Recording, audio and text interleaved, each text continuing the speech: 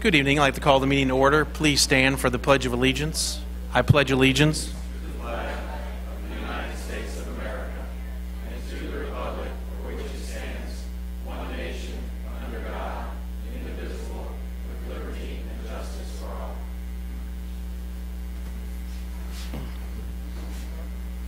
Will the clerk call the roll? Mayor Primoroso? Here. Vice Mayor Jablin? Councilmember Russo? Councilmember Tinsley? Here. Councilmember Levy? Here. I see no additions, deletions, and modifications tonight, so we'll move right on to announcements and presentations. We have the recognition of the team golf champions, who look very, very handsome tonight.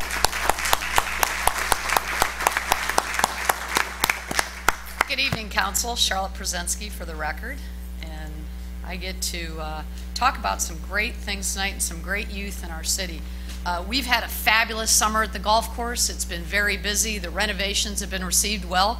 And one of the biggest things that is happening is our youth golf program is exploding by leaps and bounds. So we've dubbed this Youth Golf Excellence Summer 2014. First of all, we had 5 kids who qualified for the U.S. Kids Golf World Championship. That was held at Pinehurst, same course that the U.S. Open was played this year. And those kids qualified through playing through various events and made enough points to score to go. They were in a group of 1,200 other kids from around the world that actually 12,000 other kids from around the world that came to play. And a couple of those kids are here tonight. But probably the biggest thing that we are most proud of is the PGA South Florida section presents a program every summer called Team Golf. And the basis for Team Golf is based on Little League. Everyone plays as a team, they practice, they travel together, and public and private clubs compete. And the South Florida region includes everything from Tampa and Naples to Vero, Broward County, Palm Beach County, Fort Myers. And at the end of the season, they all got together and had a major tournament. Now, by region, we won our North County region, but we also won the whole South Florida tournament. So we have those kids here tonight. And I'm going to throw a little plug in. That I want to mention again, public and private courses competed. So our kids represented us well. But before I introduce the youth, I want to introduce their coach, Sherry Pla, who's right here. Come on up, Sherry.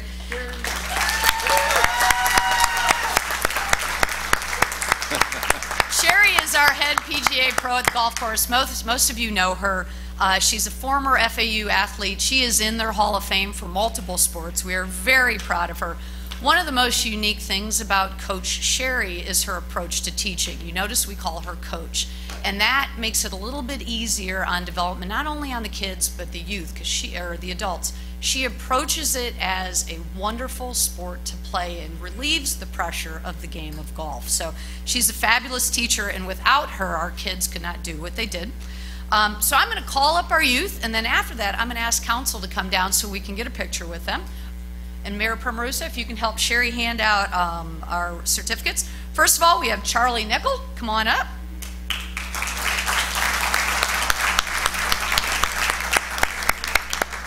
Cameron Meek. Davis Crawl. Davis Crawl. Brett Allen. Lucy Single and Cole Single.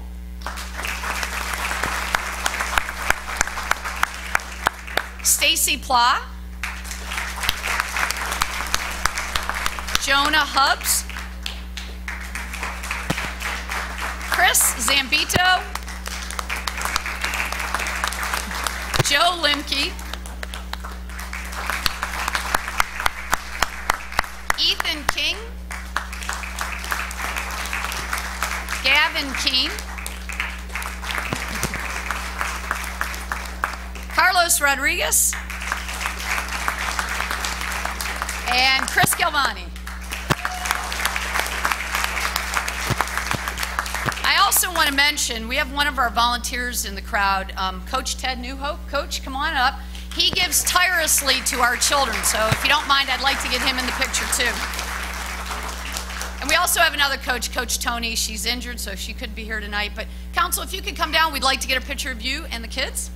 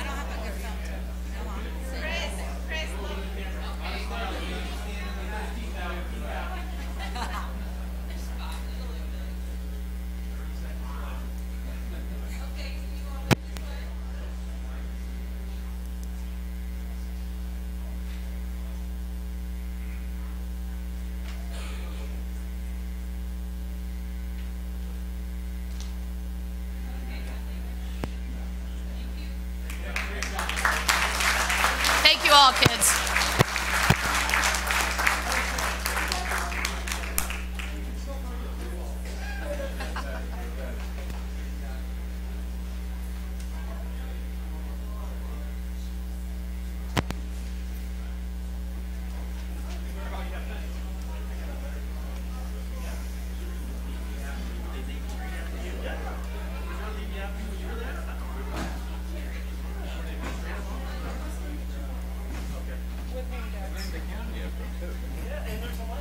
And there's the lake.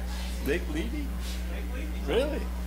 Well, That was a first for me. I've been here for 25 years. It's the first time I got to stand in the back of anybody.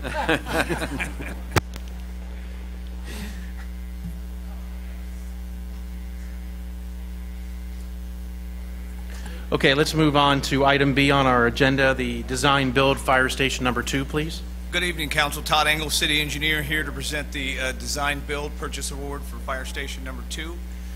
Fire Station Number 2 is our oldest fire station. It's located on Campus Drive in RCA.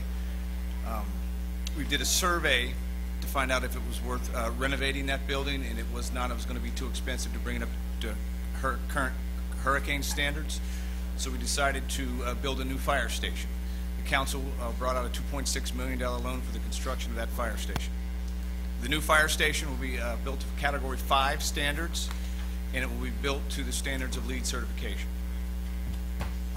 The old fire station sits on the corner of RCA and Campus Drive and will be totally operational 24 hours a day, 7 days a week, while we build a new fire station just to the north, which is located in the red area.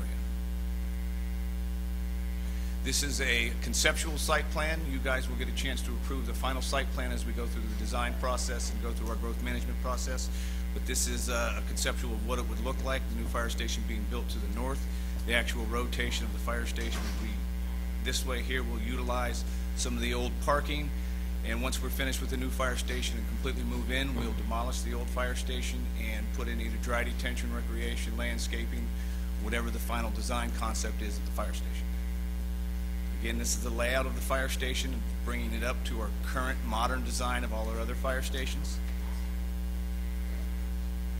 And these are the elevations that are just currently being proposed. We're going to go through the design process and our growth management process again. It'll match the architecture of the existing area, the State College and all the governmental centers in the library, so that architecture should fit right into that area. On April 13th, we advertised for bid of the design build concept.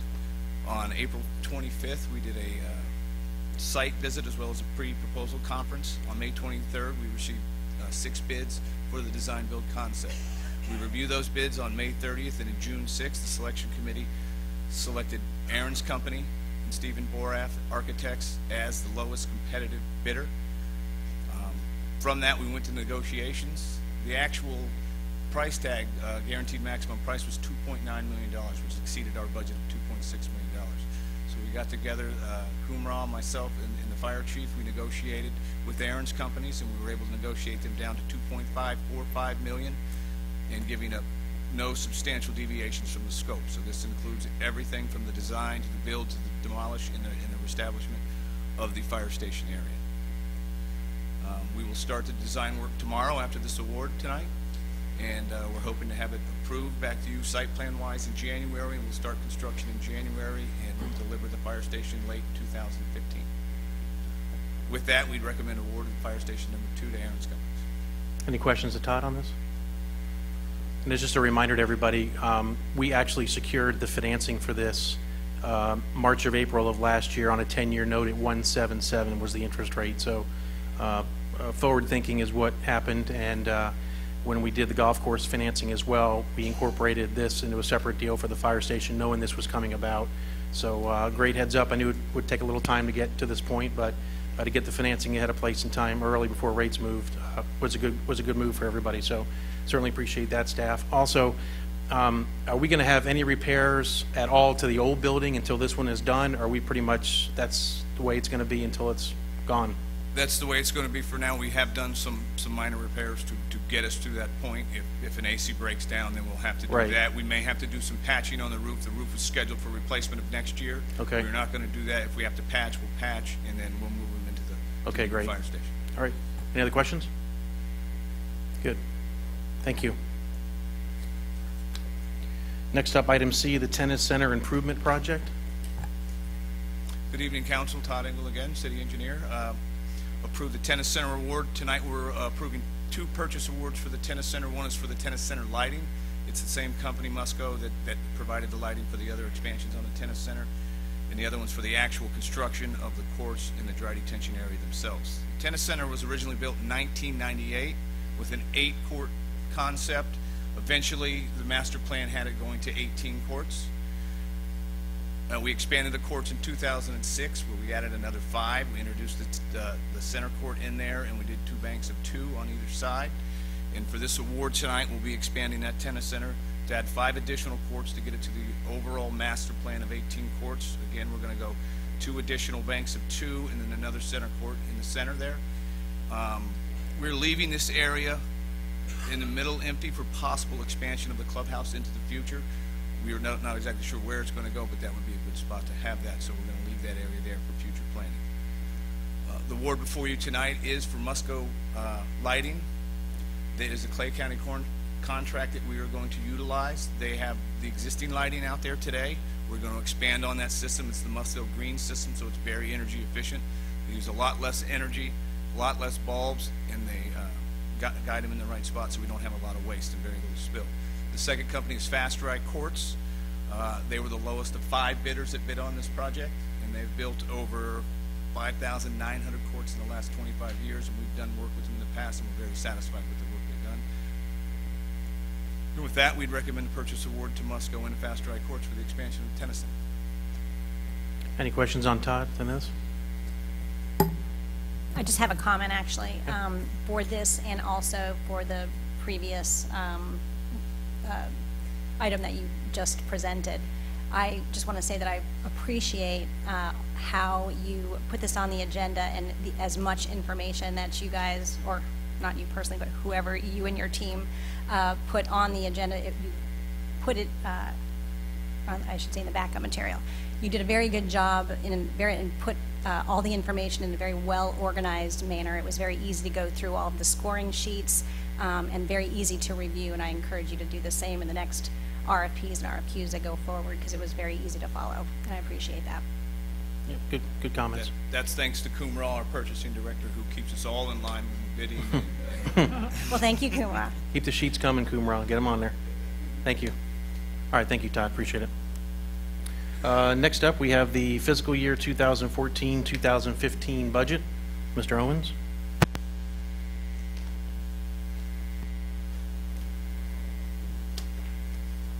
And staff.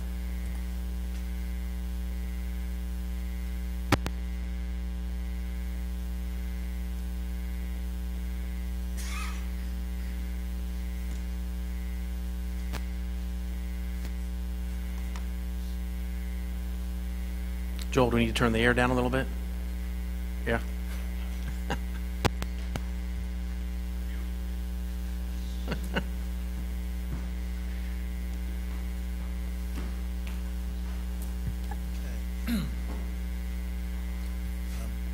Good evening, Mayor, Council. For the record, Alan Owens, This is the first public hearing for the 2014-2015 budget, and I do have backup here this year, as you can see.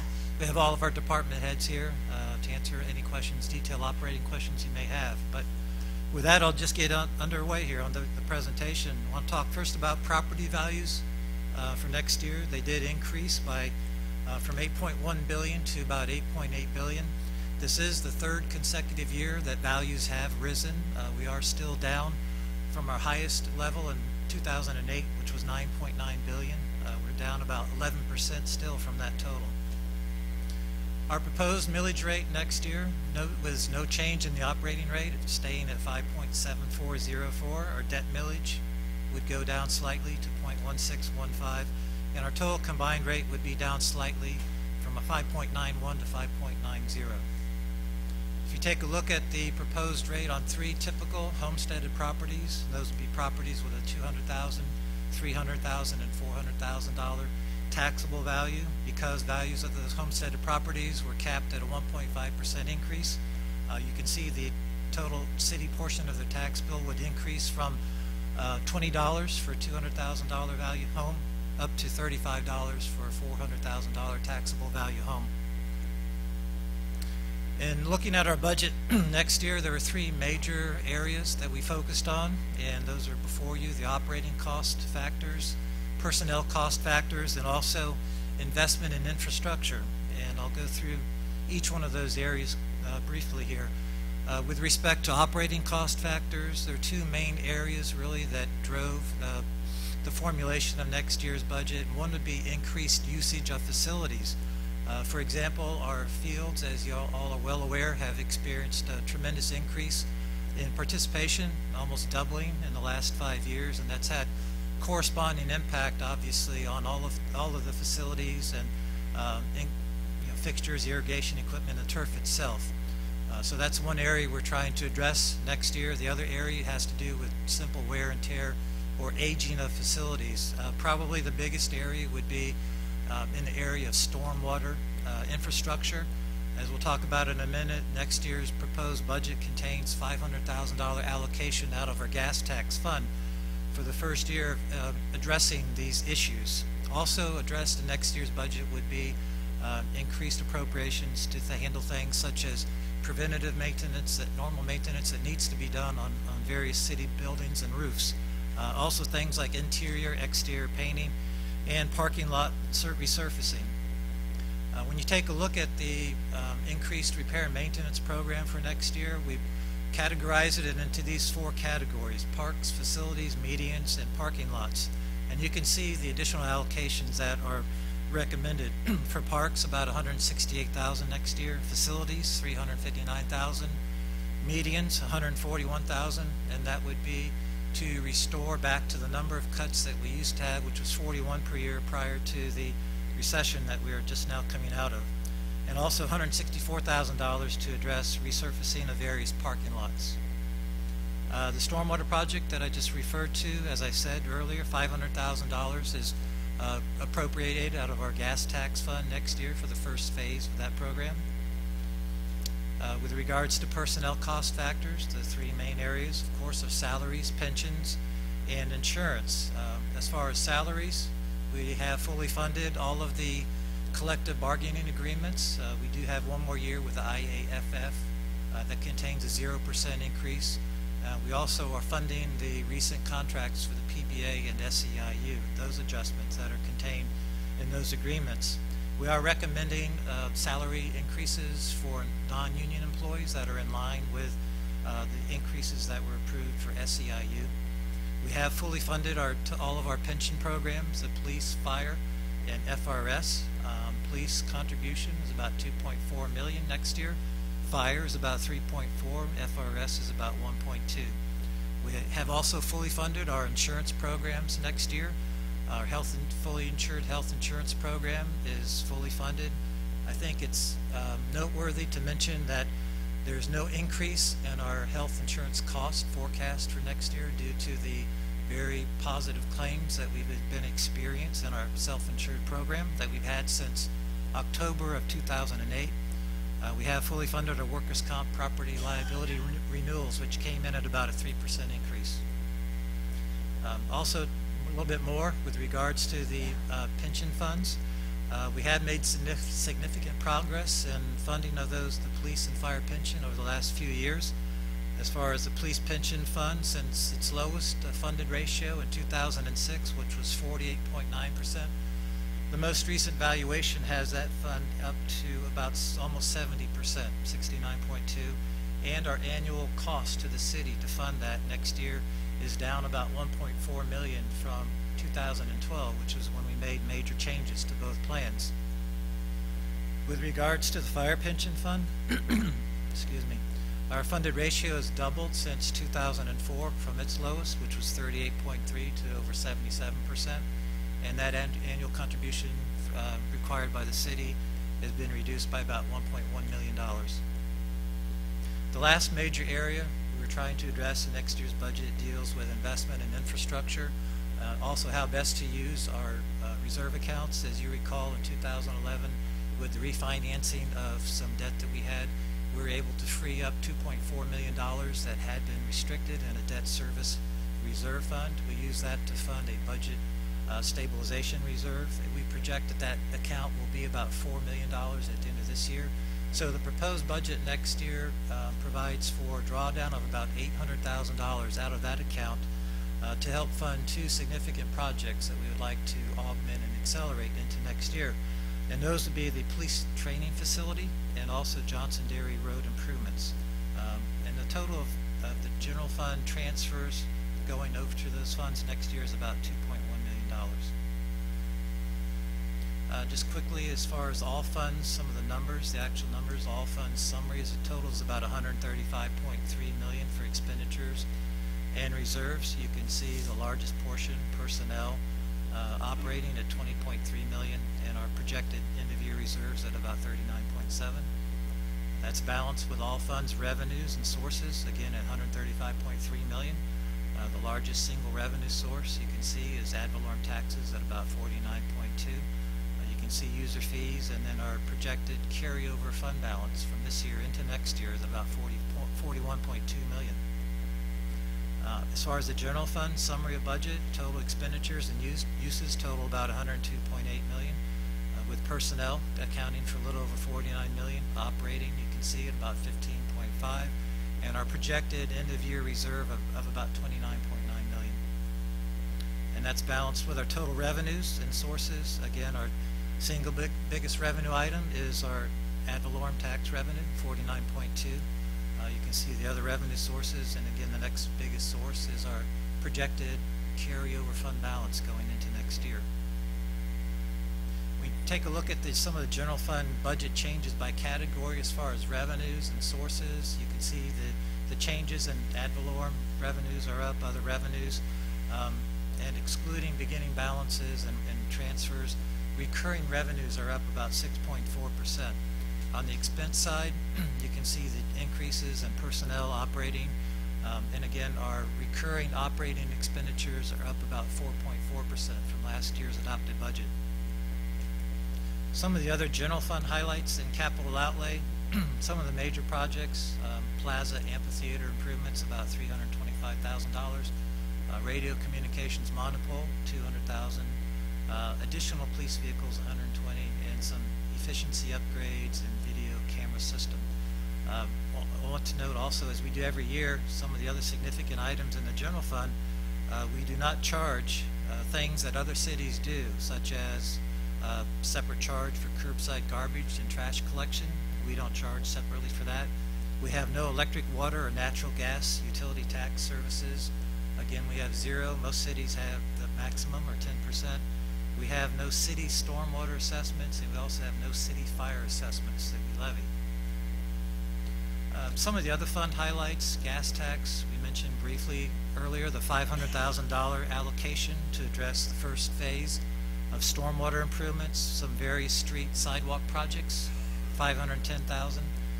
Street lighting we pay for out of the gas tax, and we have some Burns Road FEC crossing improvements of about $170,000.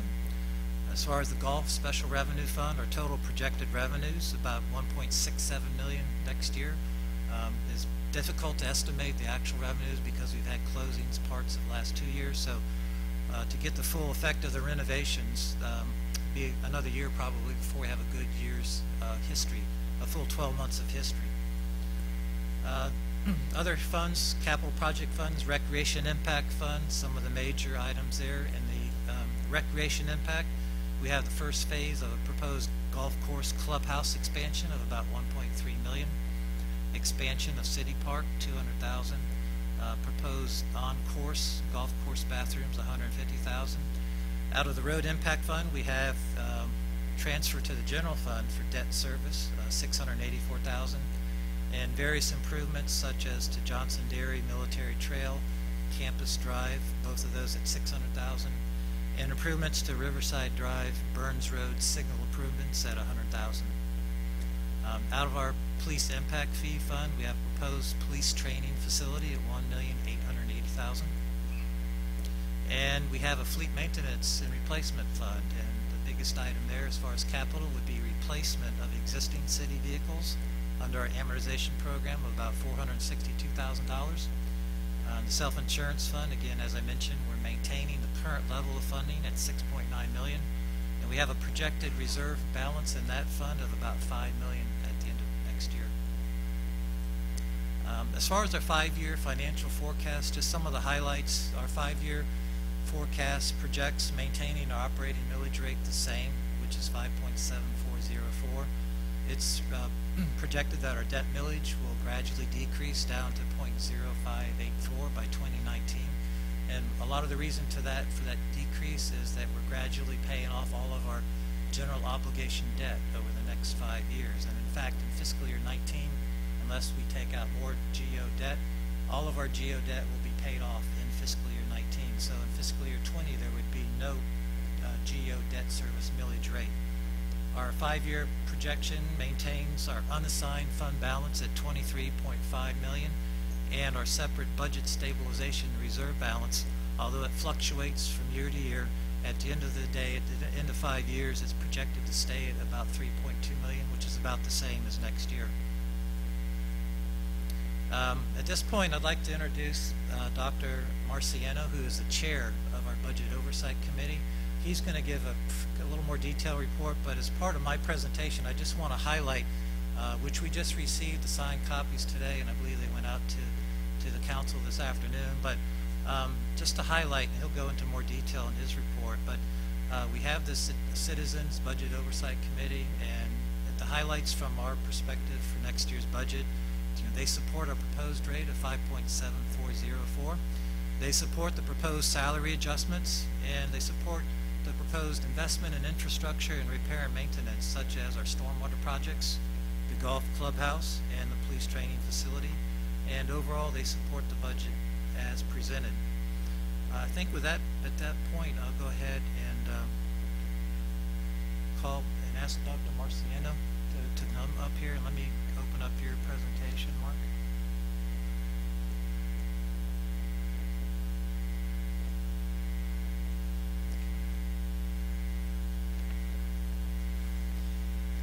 Good evening, Council. For the record, Mark Marciano, 10 Sheldrake Lane, Palm Beach Gardens. Thanks for allowing the citizens to participate in the budget review. We've had another good year. It's my 3rd year on the committee, and every year we learn a lot more.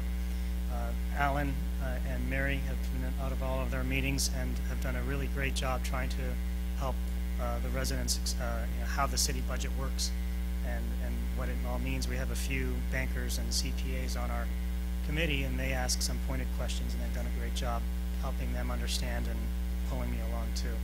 Also, thanks to the mayor for coming to all of our meetings, bringing a little bit of levity to the meetings, but giving the council perspective on what they're seeing as to why the budget is presented as it is. We wanted to congratulate the city on the Fitch report. It's approved the ratings to AAA from AA+. This is just another sign that in our minds as members of the committee that the city is projecting itself as a real leader in Northern Palm Beach County in having these bond ratings as they are, having a budget that looks like it does.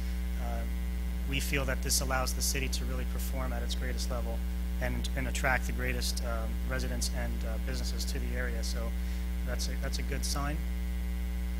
We do support the proposed operating millage of 5.7404 mils. We don't recommend any other increases in usage fees as has done in the past years. This was basically recommended mainly because there are a number of projects that the city had wanted to perform in order to catch up from past years, all of which made a lot of sense to us.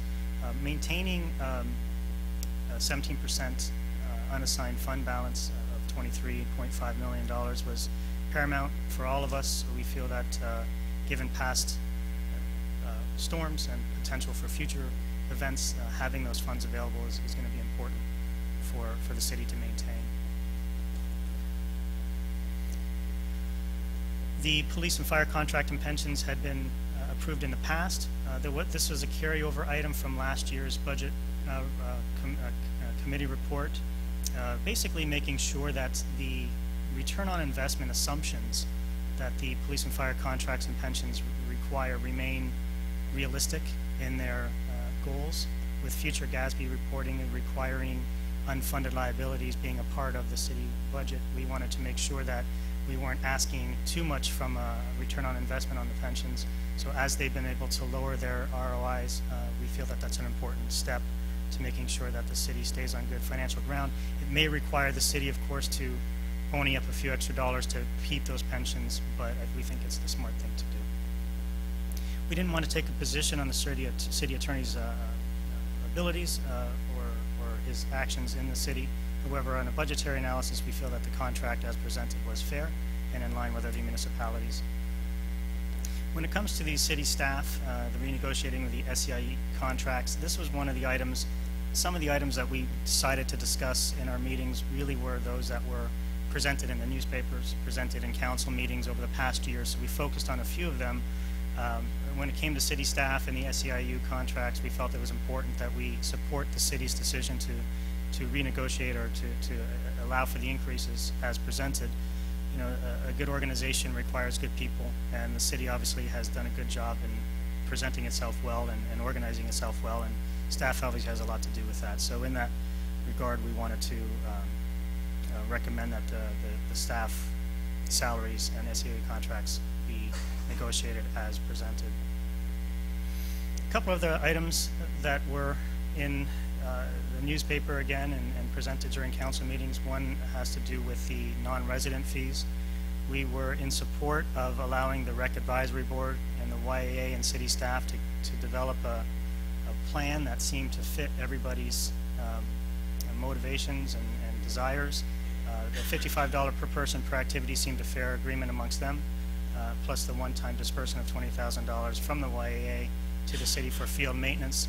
Again, this committee looked at it as a budget standpoint and thought that was fair, and we did encourage, and we do encourage, that the RAB and YAA continue to work to kind of determine what is best suited for the city, for the YAA, and for also the non-city sponsored programs. Some of the future capital improvement projects will be coming to the committee and to the staff and to the council as the next year rolls around, but one of the items that we really wanted to encourage the staff to include in future budgets is funds to be set aside for more park space, more green space. There's going to be some opportunities to do that. I'm sure there's a few opportunities and places that the city manager and others can tell us about. One opportunity had passed regarding City Park. We know that is not a city-owned parcel. It is a county-owned parcel. We would encourage the council to determine whether or not that is an adequate place to consider putting funds, and whether are they working with the county to purchase the space or encourage the county to build a facility that the city can use, ideally for the city's uses. Of course, we would encourage any of those discussions to be hand in hand with the residents that live nearby. That is not the only parcel that could be used, but it is one that seems to continue to come up in discussion, and it is an ideal place for future parks. When it comes to infrastructure, the importance of drainage projects throughout the city is obvious. The safety of the residents, the safety of the emergency personnel, also to maintain property values. So anything that the city can do to ensure that every community in the city is upheld to the top level is encouraged and recommended. When it comes to other large items of discussion, the clubhouse facilities at the public golf course, we do encourage the city maintain this plan. Not only will it help the quality of the golf game, that people are going to go out there. The golf course is great, by the way. We go out there quite often. But it will allow not only golfers to go out there, but for some non-golfers. There will be a banquet facility, some training facilities within the facility. So this will allow the city to not only have a nice golf course, but an entire facility that would be beneficial to not only the residents, but non-residents. And it would serve as a revenue-generating source, as the golf course already is. The single largest item on the CIP is the police training facility that would be built here next door.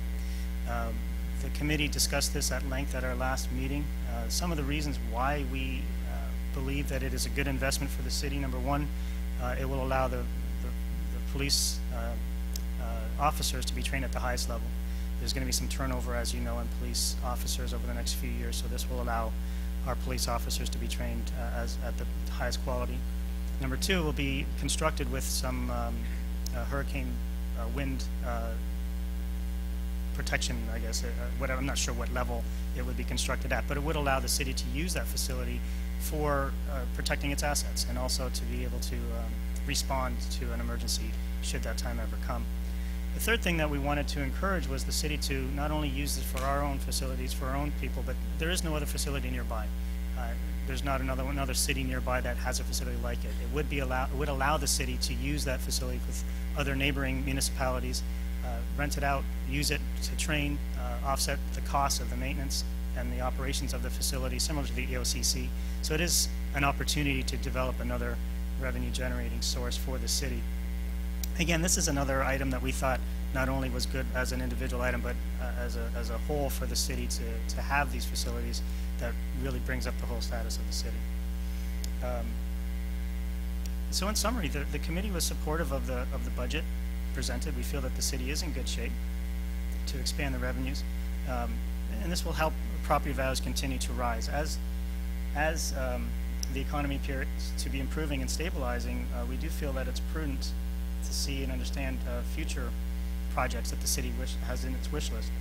It allow the residents the opportunity to assess the value of each of these projects for not only the residents but the city as a whole, and to determine the best use of tax dollars collected. So in finality, I'd like to thank the committee. We have 3 of our members here. One is not, Dennis Farron, Mark Schulte, and Mark Cohn.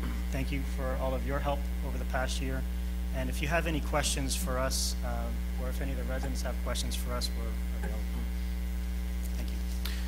Thank you, Dr. Marciano. I appreciate all your efforts the past 6 or 8 months.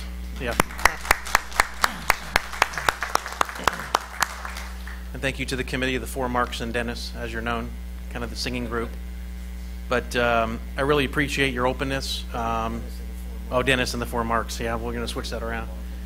But basically your openness, your willingness to ask questions. I know Mark Feldmesser had a field day his first year around as a CPA trying to go through that budget.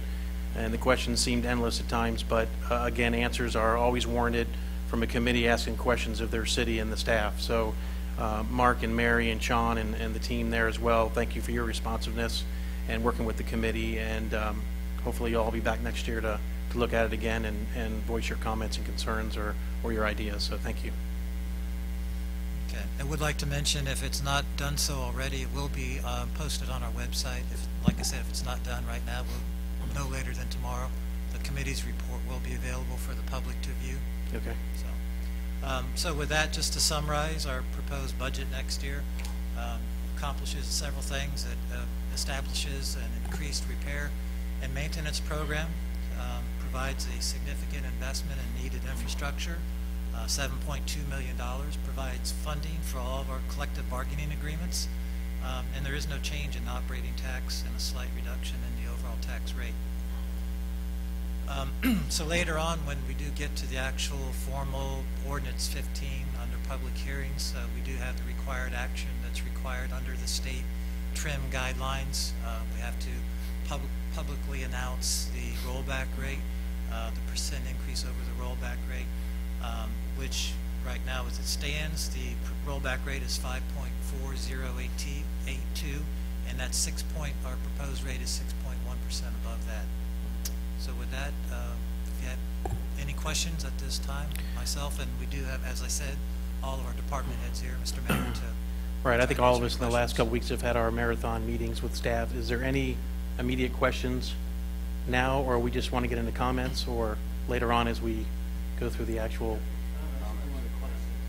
Okay, does anybody have any questions now? I mean, I don't have, I just have comments that I'd prefer to wait until we, I guess, Okay. when it's in the public hearing process. Well, why wouldn't you want to do it now? I mean, this is when you're I can going do it to either or. It's up comments to, about, it doesn't matter to me. if It's there's up to what you're saying, the council. no, just overall comments, not questions? Or you're not questioning anything, you're just going to make comments on the budget? Questions and And we can do that if the ordinance is read in and have public comment. Yeah, you can do that. So, but while we have the department heads up here now, anybody didn't get anything answered during your sessions? No, I had a ton of questions, all these tabs, and they were very willing and able, and they did answer all of my questions. I just Okay. have more comments now, which I'm happy to do whenever you. We'll do it after the ordinance reading so we can have full discussion. Perfect. Okay? Okay. Thank you very much, team. Next up, we have items of resident interest and board committee reports. David? Yeah, we all had the pleasure of attending the Chamber of Commerce before hours event where Patrick Murphy was our speaker, where he, I guess, spent about half an hour telling us about how dysfunctional Washington is. I brought up this one thing. I've been bringing this up to citizens, too. And I think it's something that we need to give Patrick our support on, and that's corporate tax reform. It seems to me that we have the world's second highest corporate tax rate. Joe, am I right on that? It's high. It's 35%. I mean, look, that's why the big hot word now is tax inversions. You got companies that are leaving the U.S., buying foreign companies just to go there for their taxes. Well, It's a situation Congress has to deal with. it is, and nobody seems to be willing to do that. I think we need to be You encouraging. know what's happening in November, right? Yeah. Well, Nobody wants to usually do anything when there's around election time. yeah. But it seems to me the solution is so easy, and that's to eliminate the loopholes and the exemptions. Make it so that everybody pays the same tax rate and lower the tax rate down to the 20s, where we can be one of the most competitive countries in the world and actually collect more revenue, and that helps small business also. So I know that I think we need to encourage our representatives to do that. On another note, I attended the League of Cities meeting, and as you probably are aware, we are in the process, or starting the process, of looking for a new county manager. And there will be a committee of 9 people. 7 members of that committee will be appointed by the county commissioners. One, I can't remember, but the 8th member will be appointed by the League of Cities, and we appointed Steve Wilson, the mayor of Belglade, to be our representative on the county administrator search. Brad Wiseman will be retiring, so Bob, did I call him Brad? I hope he's not listening. Oh gosh, I'm on TV too. That may be the problem. I've been here too long. So with that, I probably better pass it to Marcy. I hope not. I'm going to keep it very brief. Thank you. I will. Oh, I meant thank you. I didn't mean that in a bad way. Oh. Just one thing to say. I went to the League of Cities annual conference, which you guys all know. The overall theme was technology, and I kind of had a very brief discussion with Eric about it. But I was very impressed at what the cities are doing now with technology and all of the things that are coming into fruition because of technology. In my opinion, in the future, we do need to put some dollars towards modernizing and technology, because there is an exponential return on our investment where it relates to that, in my opinion. And it can really help with, of course, transparency, as we all know, access, information. Some of the cities are using apps, creating apps for many different things for their city that makes it very easy to follow and access through your smartphones. including through the P&Z process as well, which is really exciting. I brought back a 2014 legislative final report for all of my fellow council people to review, and another book for the mayor, which is my little gift to all of you that I'm not putting on any disclosure form. I'm disclosing it right now. It was free. Right, and that's pretty much it. I'd like to reserve my comments for budget and other things. Wow. Oh, one other thing, though. Who did we elect second vice president? Yes, we did. We did elect Susan Haney from Boca. Absolutely. Who was our suggested choice last month, right? Correct. Okay. Yep. Great. That's good for Palm Beach County. Absolutely. Just really brief. This morning on CNBC, the business show, All Aboard Florida made a presentation to explain to the whole country how this is not a bridge to nowhere and how this is going to be a process. And they had one of the guys from FEC and the former chairman of Deutsche Bank, Brent Wall. He was also there, and they made a presentation, and people ask questions. Well, how is this going to make sense when it doesn't make any sense anywhere? So anyway, if anybody's interested in it, they might want to go back, and you can probably find it on the CNBC website. I also would like to say that the video meetings work fine.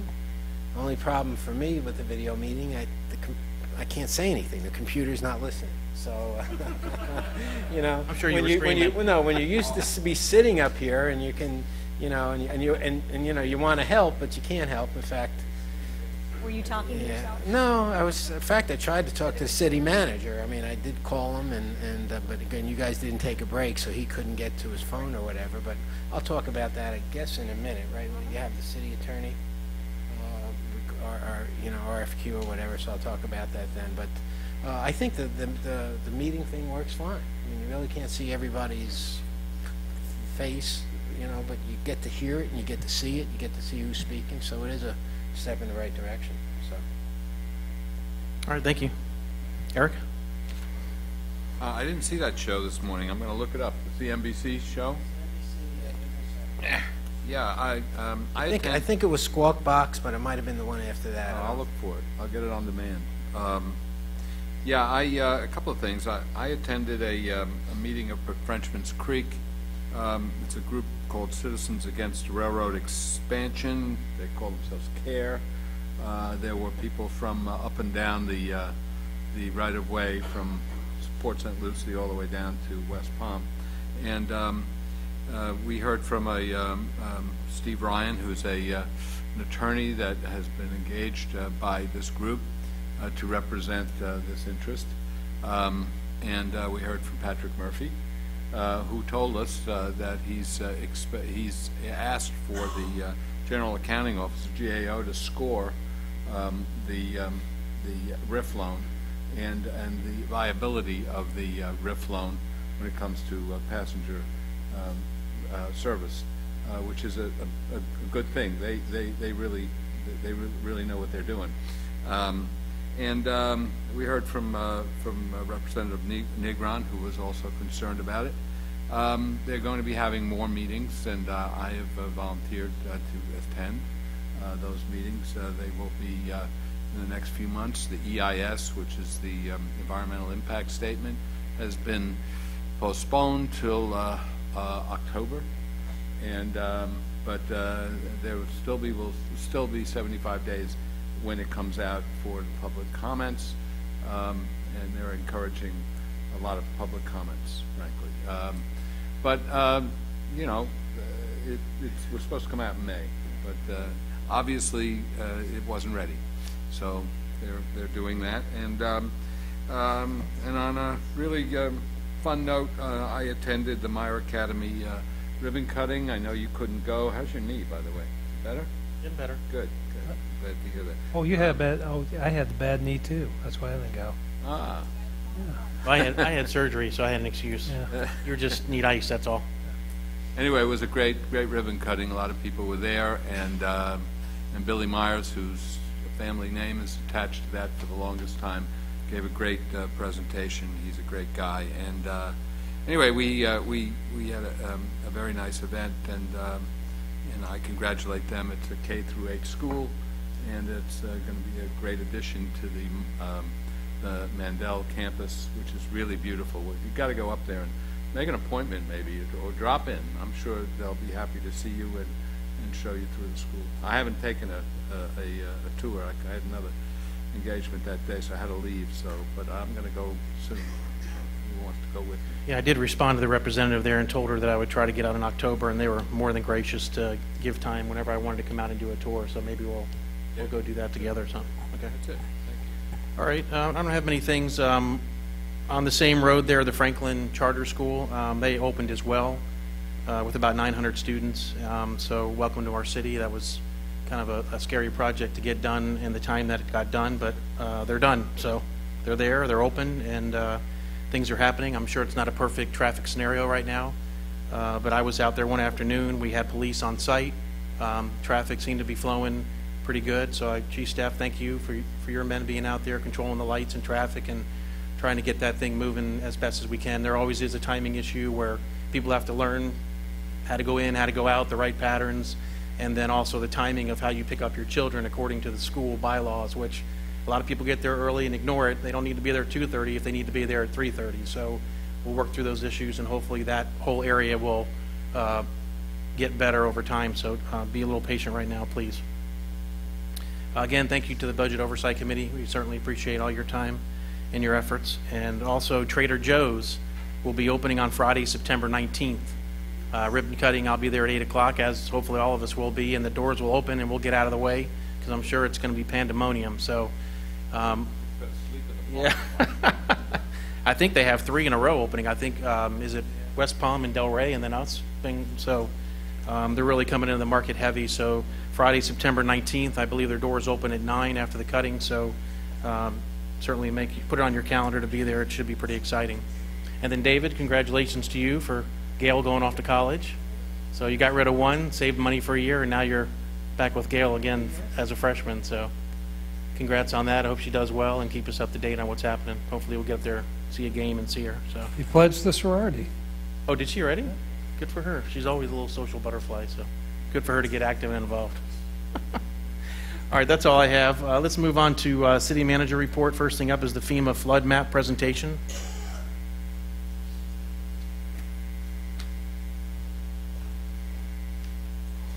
Good evening again, Council. Todd Engel, City Engineer. I wanted to give an update on the FEMA flood map. Earlier this year, FEMA set out a proposed flood map that the city highly objected to, and we went in, met with FEMA as a county. Basically, we got together with the county.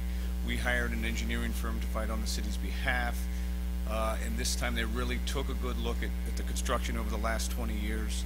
Took a good look at the best data available, all the studies and research that's been done over the years. They reevaluated the maps, and on August 18th, 2014, they released the latest version of the flood maps. If this flood maps are adopted, they will go into effect probably between July and September of 2015. They are holding a public meeting throughout locations in the county. They start September 8th. In Boynton, ended up here in Jupiter on the 11th. We will be attending the Jupiter meeting on the 11th, some of the engineering staff, to go over any concerns that our residents have. But I think as we go through the presentation, you'll be pleased at what's going on with these FEMA flood maps. This is the existing flood map as they exist today, and this is how they have been modified as proposed by FEMA, and hopefully there'll be no other deviations from what we're doing. We're not going to oppose anything else. I think we've done everything, and I think FEMA has responded well. And we'll go over different categories within the city. This is the PGA waterfront, the PGA and alternate A1A. These are the existing flood maps, and they sort of just paint a broad brush of where they thought the low-lying areas were. And they took into account with the new flood maps, which is shown off up in this area. Before, they had 245 units within the flood zone that required flood insurance, and currently this map only shows 2, and those are, it's a duplex that sits just east of Bed Bath & Beyond, and it's at the low base of the bridge, and it probably deserves to be in a flood zone. So it's 2 units, it's basically 1 duplex, 2 units that brushes the corner of the city that is in the flood zone. This is our Plat 1 area, as well as Bedford Estates and Lake Catherine area. 429 units exist in the flood zone. The current maps show 0, so they've taken into account of all the current elevations of the current house pads, did the evaluations in the work, and all those units have been removed out of the flood zone. This is Frenchman's Creek. Again, you can see how it was just broadly painted and didn't take into account for all the construction that happened. 92 units, and being proposed is 0 units within the Frenchman's Creek area. This is Mirasol. This was some area of high contention that we had for a while. They had 388 units in a high hazard flood zone. We worked with FEMA to get all those units removed, and it's been pushed out to where the preserves have been moved to, so that AO flood zone has been moved over, and 388 units have been removed out of the flood map. And the last one we have to go over is PGA National. They had 76 units in the flood zone, and currently the new maps have 0 in the flood zone. So residential-wise, there are some commercial ones still in the flood zone, and probably still deserve to be because they're adjacent to a tidal waterway. But only 2 residential units exist in the flood zone in the city of Palm Beach Gardens with these proposed maps. And with that, I'll take any questions. Any questions for Todd? It's more of a comment, and it's more of the reason why we did this. The costs for, and they've done away with the A, B, C, D floodplains. You're either in the flood zone or you're not in the flood zone. If you're in the flood zone, and they haven't come up with the actual cost, but it's going to be thousands of dollars. So those residents that were in that flood zone, that they were literally going to be forced to pay thousands of dollars a year for flood insurance. By doing this, we have saved those residents, literally, I've heard anywhere from $4,000 to $8,000 a year. So I actually know there are a couple of people in the audience that were in those flood zones. So we ended up saving a heck of a lot of money. And I think it's important that people know that. Yeah, my only comment, you did a phenomenal job. I mean, so many times people don't know what government, what they do. And what you did was protect our residents by getting this done. I mean, this would have been a trap. I mean, it's just unbelievable. We know the federal government's 20 years behind the local governments. That's always a little concerning. So, we're pretty confident this is all going to go through. I mean, this is what FEMA's come back with. This is their last and final round. There'll be a appeals period. Obviously, some areas aren't in the shape we're in. A lot of areas have new homes going into flood zones. Wow. So there may be some appeals process, but we are not going to appeal. We feel very comfortable with what's going on. We actually have the proposed flood maps in the courtyard room if anyone wants to look at them. Okay. And the public dates are listed up there as well. Again, we'll be in Jupiter on September 11th. So. Great. Any other comments? Questions? Just thank you very much. Yeah. Appreciate all your hard work in this effort. Well, the other thing, too, is the data that FEMA was using was incredibly inaccurate. In Mirasol, they did not, the finished floor elevations in Mirasol are 21 feet above mean sea level. They were not considering that. They were actually considering, what was it, the grade of the road or something? They were AO, yeah. They were one of the worst flood zones there. Yeah, they were actually having the finished floor elevations like they were 5 feet below where they actually are. So that's how bad the FEMA data was. Well, thank you for your diligence in following up and doing that. So I know it's been a year process. It seems like everything's a year process these days, but thanks for staying on top of it and let us know if anything happens at those meetings we need to know about. All right. Thank you, sir. Next up, we have the city manager contract extension.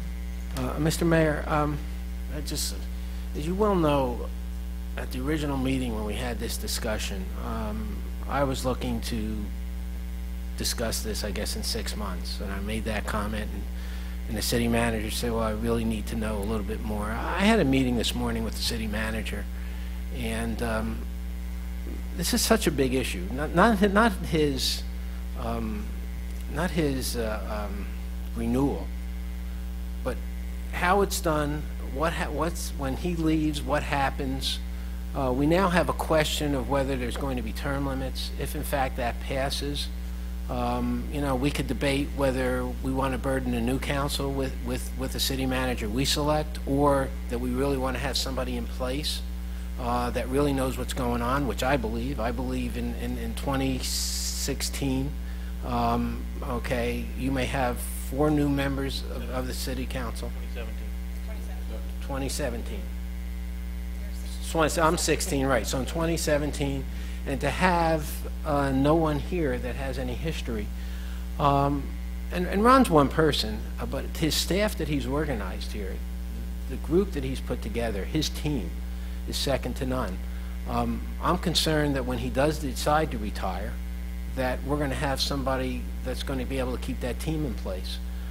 He's assembled this great organization, and to his credit, okay, like I said to him today, I said, well, you know, if you were to leave, it wouldn't be the worst thing in the world. Everybody else underneath you will be the worst thing in the world. And he's kept this group together to whereby, I've said this before, but he is the only city manager I've ever worked with that I've never had a staff member come up and say he should be fired. And I will tell you that you may say, well, that'll never happen. But it did. It did happen almost every time. Staff members coming up and saying, you know, there's and this and that. And I've always had it with other city managers. I've never had it with Ron. And on the other side of it, well, that you work for, I know you respect him, but again, I also know that he's tough at certain times. But he demands the respect, and that's really what a leader is, and he's led the city. We had a long discussion, and look, the one thing I want to make clear, I want this to be brought back, let's say, the organizational meeting in April, because we need to have a direction. Everybody says, well, why do you have to extend it? Well, we all gave him a great report. There's no reason why we shouldn't be extending his contract, but what's more important, his contract terminates on June of 16. Well, we better know where we're going by April of 15. Because if we're not renewing his contract and we don't have somebody in place to take his position, I've been here when we haven't had a city manager. I've been here when it took us time to find someone. And to be honest, the day that Ron showed up here was just lucky for us because we had no city manager and he was in between positions and he had a consulting company, and the luckiest thing for us is he was available. And I always say the greatest thing about luck is working hard, and we all worked hard to keep him here. And Ron has agreed that maybe we should postpone the discussion for, you know, until April when we need to have it, because you have to have it then. And now to debate whether you should, you'll know what's going to happen with term limits. I had that discussion with him this morning, and then I get home and I go on to my, you know, that's the greatest thing about emails now. You know, everybody says, well, we don't do anything. Sometimes it takes me more time to go through my emails than anything else. And I got emails from people on both sides of this position. And I want everybody to know what I'm saying here, and the decision that I made and I discussed with Ron, I discussed it before all the favorable emails, and maybe there was one that wasn't. And I want everybody to know, come April, I'm going to be in favor of extending his contract unless a majority of this council wants to terminate him, because that's what needs to happen. And at that point, I also want to know the plan we're going to have in place for when he's not here. Because the most important thing, like I say, the day he's not here, we can live with that as long as we have the team that organized. And when you bring in a new city manager with a new style and a whole thing, when they've been used to the city manager they have, that can be a very difficult process, and I don't want to go there. I want to basically not spend the next hour to debate this in the next council meetings or ever forward when we have so much other stuff to do. I don't think it has to be done by right now, but it does have to be done in April. And Ron did agree with that, and he said for the betterment of what we need to do, he says, I will agree with that. But I will tell you, I feel more strongly, if the term limit things pass, that this has to be done, because he's going to be the only one with history. And if you don't believe what I'm saying, you could talk to Commissioner Valenche, who took over for Commissioner Marcus, who says without the two girls he has in his office, he don't know what he'd do, because they're the only ones that do know what's going on. And again, we wouldn't want to give him a 20-year contract, whereby, but you know, they need to, you know, we need to have someone in place that knows what's going on. So, Mr. Mayor, if the council agrees, I would like to see this postponed till the first meeting in April. But again, at that point, remember, the council's not going to change between now and then if the good Lord wants it that way. So I'd like to see that contract brought back at the first meeting in April, which will also be our reorganizational meeting. But we don't usually do a lot other than, you know, the reorganization stuff at that meeting. All right, well, we'll have more discussion. I mean, Marcy, do you have any comments, or David, or? I'm happy to do that. I'm sorry, Joe, are you done? Yes. Okay. And I agree with what you're saying. I think that, and as I said it before, I think Ron has done a great job for our city. I think that he selected some of the best department heads that we have had. And I also know that he has made our city very fiscally sound with the help of his team. And during the recession, he's made some very tough decisions, tough contract decisions, employment decisions that did not make him friends, but he did it because it was the best interest of the city. And we have to do that as well. We have to do what's right for the city's future. And I agree with what you're saying. I don't think that there is an urgency to do it right now. I am very concerned about what's going to happen in November. We are going to have 2 items on the ballot, term limits and retroactive. And we are going to have potentially in 2017, like you just said, an entirely new council with the exception of David, possibly. And that's what I'm saying, possibly, and that concerns me greatly. And Thinking if it does pass, I'm thinking of resigning a month earlier and running against David. You so are? Uh-oh, only here we joking, go. only joking. There we go. And part of me is very concerned because we extend the contract for a specific amount of time, whatever that is decided. I don't know if it's the right business decision to put the onus on a freshman or the burden on a freshman council that is just learning the ropes, having to select a new city council, a new city manager. And to me, that's what's concerning me. And I would love to see what happens after November. So I'm very happy to postpone it because to me, I'm very concerned about that. So I would support your postponement. David? In 2017, I'm going to hide all the microphones. What'd you say? I'm going to hide all the microphones, so people won't know. Well, the speech you just gave earlier, it sounds like you're running for Congress. I know, exactly. I'm okay with that. That's fine.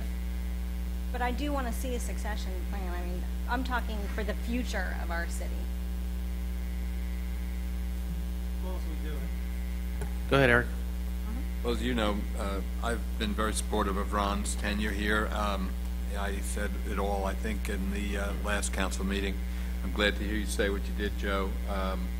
I think postponing it till April when we do reorganize is a good idea. I'm glad to hear you say that you're going to support an extension to his contract. Then I am as well. But I think it's appropriate that we do that at the organizational meeting in April. I am concerned about the history here. We're going to lose all this history if these term limits pass, which I hope they don't, but you never know. And so we will know by then what to expect and how to prepare for it when we meet again in April to reorganize the council. So I'm supportive of what you say. All right. There's always got to be one person that disagrees. Sorry. Last month, we looked at the city attorney contract, and as you know, I always look at things in a business perspective. So when I met with the city manager about his contract, everything to me is about succession planning. That's how we do it in the private sector, business entrepreneurs, how they pass things down. So my whole theory is if we're going to wait, that's fine. I don't know why we don't wait till like May, because we can incorporate his annual review into a renewal if that's the direction of the council, because he will be due for his annual review that month prior to 12 months of his contract expiring. But I think as we do charter review amendments as well, we also need to incorporate discussions about succession planning and how we do that for the city manager or any high-level official if need be, to have that in place so a council can hire somebody and that person can train for a period of time if we know there's an exit date for a senior management or the city manager or a department head or something to that effect. I think that has to be in our charter discussions, which I know we're going to be talking about in the coming months. But we have nothing about succession planning. Ron could leave tomorrow and that would be it, and then we're high and dry for 9 months trying to find somebody. So I don't think that's acceptable to a city our size now. So we need to incorporate those discussions, make sure that we have plans that possibly the residents can live with, seeing how we're trying to operate as a business, because we are, and that's kind of the mentality we've taken during this recession, to put ourselves in such a great position and make the hard decisions along with the city manager and staff's help. So I'm okay with April. I think, I don't know why you just don't wait till May. We have to do an annual review instead of renewing in April and an annual review in May, which could be bad if something happens. So I'll leave that up to you guys. It's your decision on what month you want to do it. We can do the annual review in April too, but just a point of order, I think there's a 90-day notice period, isn't there, in the contract? Right. So I don't think he can just up and leave without some type of penalty. I think he has to give us a 90-day notice. I'm saying he could just leave. Okay. Okay, he could forego the 90 days and sayonara and go to Daytona Beach and hang out up there for the rest of his life. But I just think there has to be succession discussions because it's a professional operation that we run here, and I think that's important. And that's all I think we need to do. But again, I haven't had this, but with all due respect, we have a lot of quality people here, and if somebody had to step in for a period of time, that's why we have everybody here. You know, somebody could step in. Could they be the long-term city manager? I don't know. I didn't have that discussion with Ron. Right. But there are people here that could step in and do it for a period of time. It's not the best, but obviously I don't think Ron would be just sayonara and us. No, I'm not saying that, but I mean, you've had turnover before, you and Eric, going through the city Yes, manager yeah, with but not good candidates. Or, Well, yeah, but you no, know. what happened, we had a city manager resign, gave us notice. I mean, Bobby gave us how long, 3 or 6 months or whatever.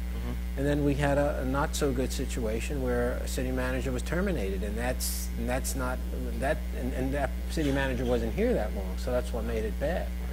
But But if Mr. Ferris wants an end date of 18, and we're all agreeable to that next year if we decide that, why couldn't our charter have in there a succession to hire somebody in 17 to train? well, I don't think the you know, charter even needs it. I think we just need to, No, at least we can set the direction. I think that needs to be in there. I think it needs to, well, we'll discuss that Well, we when we can review the discuss that. charter. But I think that has to be part of the charter. discussion is succession planning for our city for such a high level position. So that's what I had conversations with Ron about, and that's where I'm going to kind of stand at this point. But And I do agree with what you're saying about the charter. In fact, our charter does have a few things in it that needs to be changed, in my opinion, as it relates to our future. And one of them is the city manager is required to live in our city, and I think that really narrows the pool. We've talked about that before, and that's something that is one of the items in our charter that needs to be changed amongst many Well- things in our charter. That And we need to tried to at one point, So, and I know. it didn't work because unfortunately the I was public there. didn't. Right. You know, I don't want to get to the charter, have to- the No, we don't charter do that issue at tonight, this but point, it's- but I will say that the Charter Review Commission just got a lot easier with term limits being placed on the ballot, because now that won't even be a discussion item. Okay, so the good news is that basically everything that we have now with the charter is basically, you know, the legal issues. I don't think we should be talking about succession in the charter, frankly. I don't either, but that's a That- discussion for a different That day. is. that's where I'm coming from. Elected so. officials in the charter, yes, but not hiring a you know, manager. you know, It doesn't work because it It's in there ties now. your hands, and you don't want to do that. I just don't. want to make one last comment. Attending the budget presentation that I attended today, and of course all the other issues that we dealt with, the professionalism of this organization, their foresight, their planning, looking at things, thinking outside the box, coming up with things that they want to look at and do, that's second to none. I mean, and this organization is on cutting edge. I mean, it's just amazing to me. If anybody ever thinks that, you know, that what do we have here, and should we have another city manager and all of that, after you see that budget presentation, and when you ask the questions, the answers you get, you know, it's just unbelievable. You know, everybody talks about how that pension thing, that how much it went up. Well, we know half of it, but the other half of it, it's even done a lot better because, as Alan said, the different pensions, okay, have made different assumptions going forward. They've taken, let's say, the earnings. When we were at 38%, I think the earnings assumption we were at was like 8 or 9. Now it's in the 6s, and we're so much better. You know what I'm saying? And these are the things that, again, that just set us aside and set this organization and the management aside. So, but anyway, that's the last comment. Okay, we have a couple comments on this. So it's Irish Scheibel.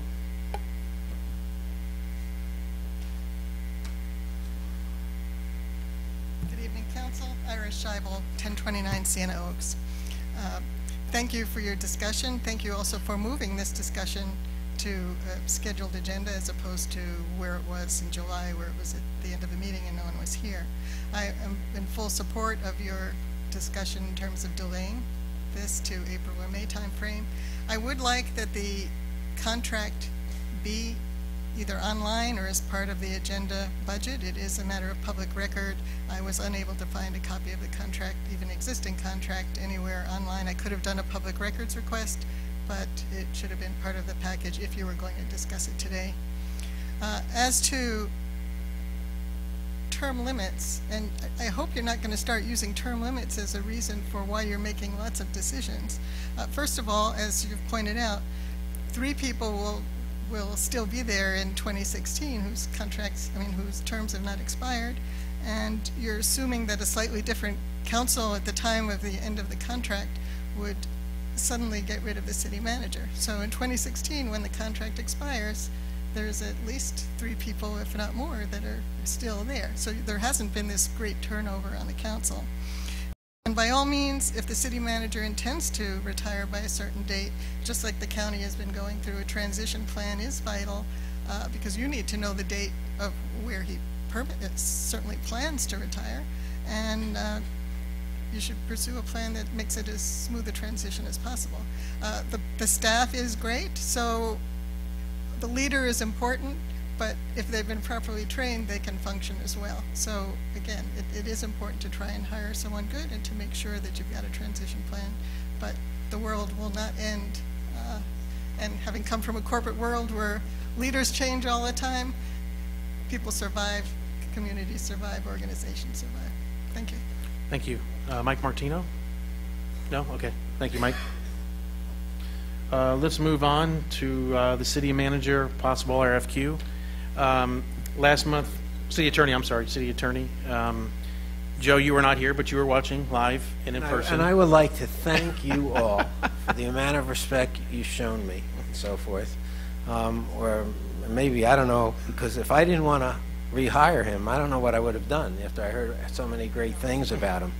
And the other thing is he only serves at the pleasure. So you could hire him this month and fire him next month.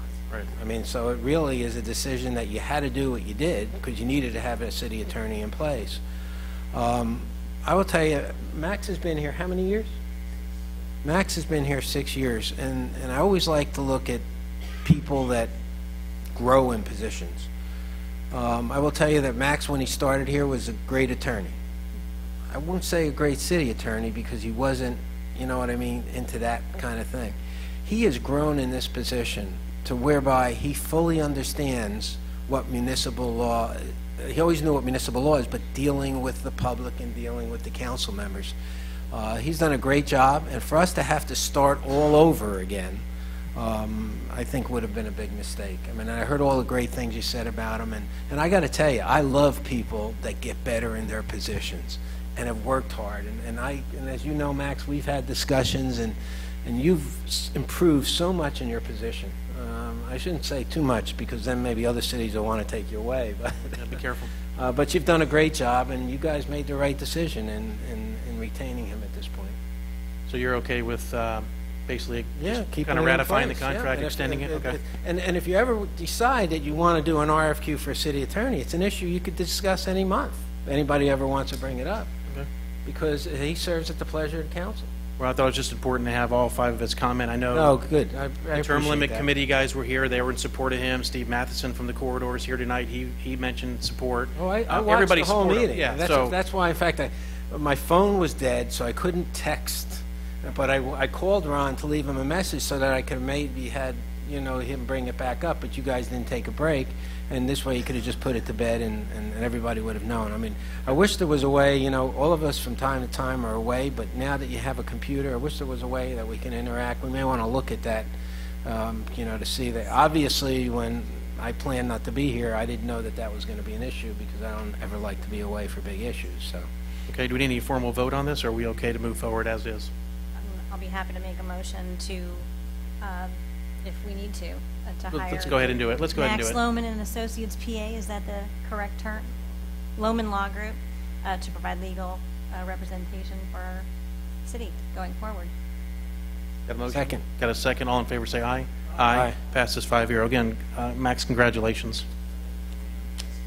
We have anything else on the city manager report? Just one other item, other than, I'm sorry I didn't get your message, Councilman Russo, but I'd turn off my phone during the Well, you were meetings. doing your job, but I figured that I knew you weren't going to pick up but I figured if there was a break, you might have looked at it, and then you could have come back and said what I said. I didn't see your message until after the meeting, so. But in addition to that, I want to bring an item to the council's attention and get your opinion on something.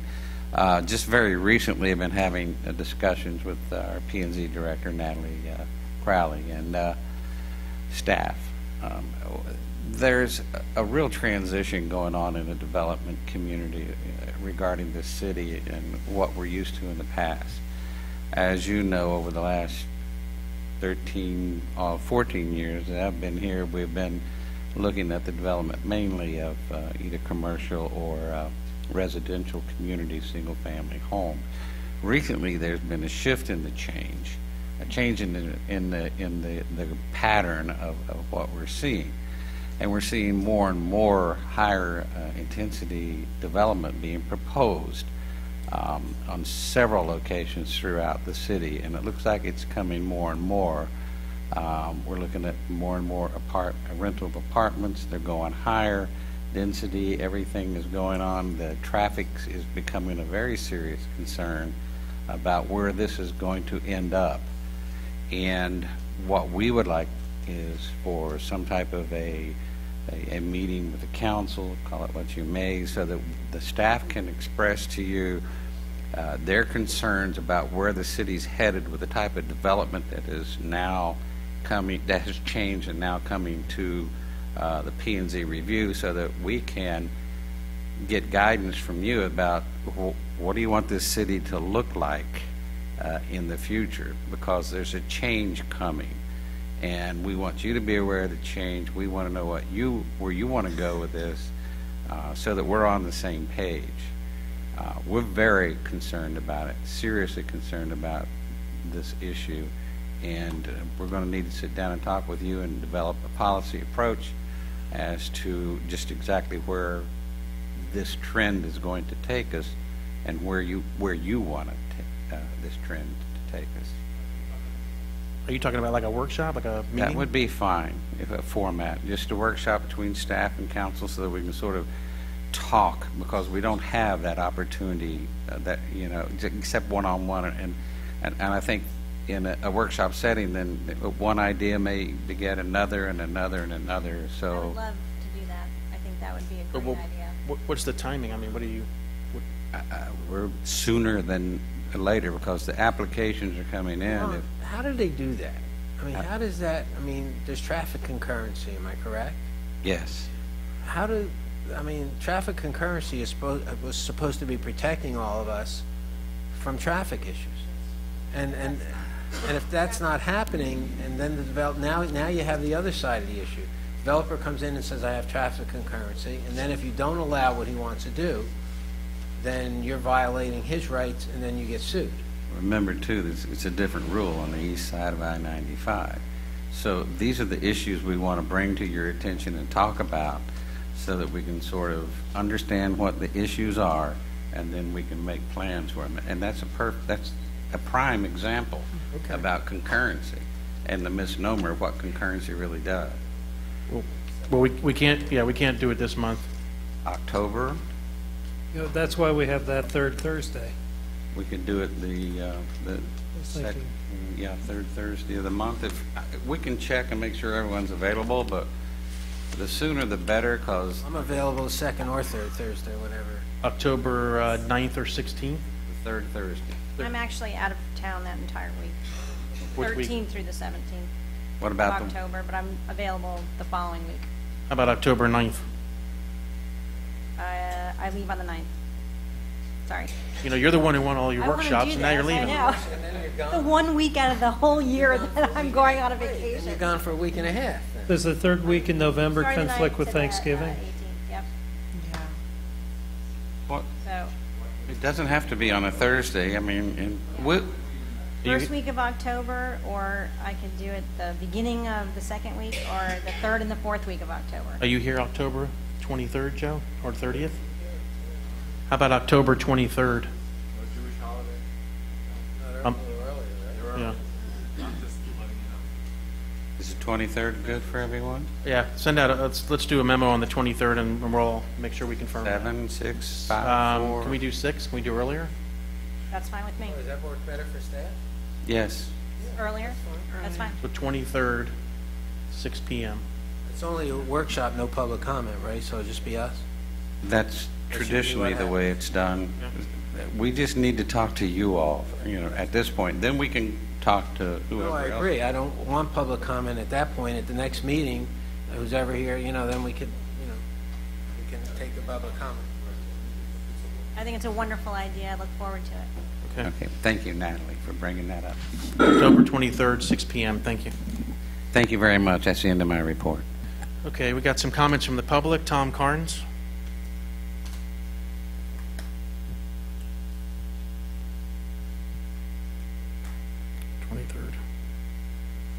Good evening, Tom Carnes, representing the PGA Corridor Association tonight.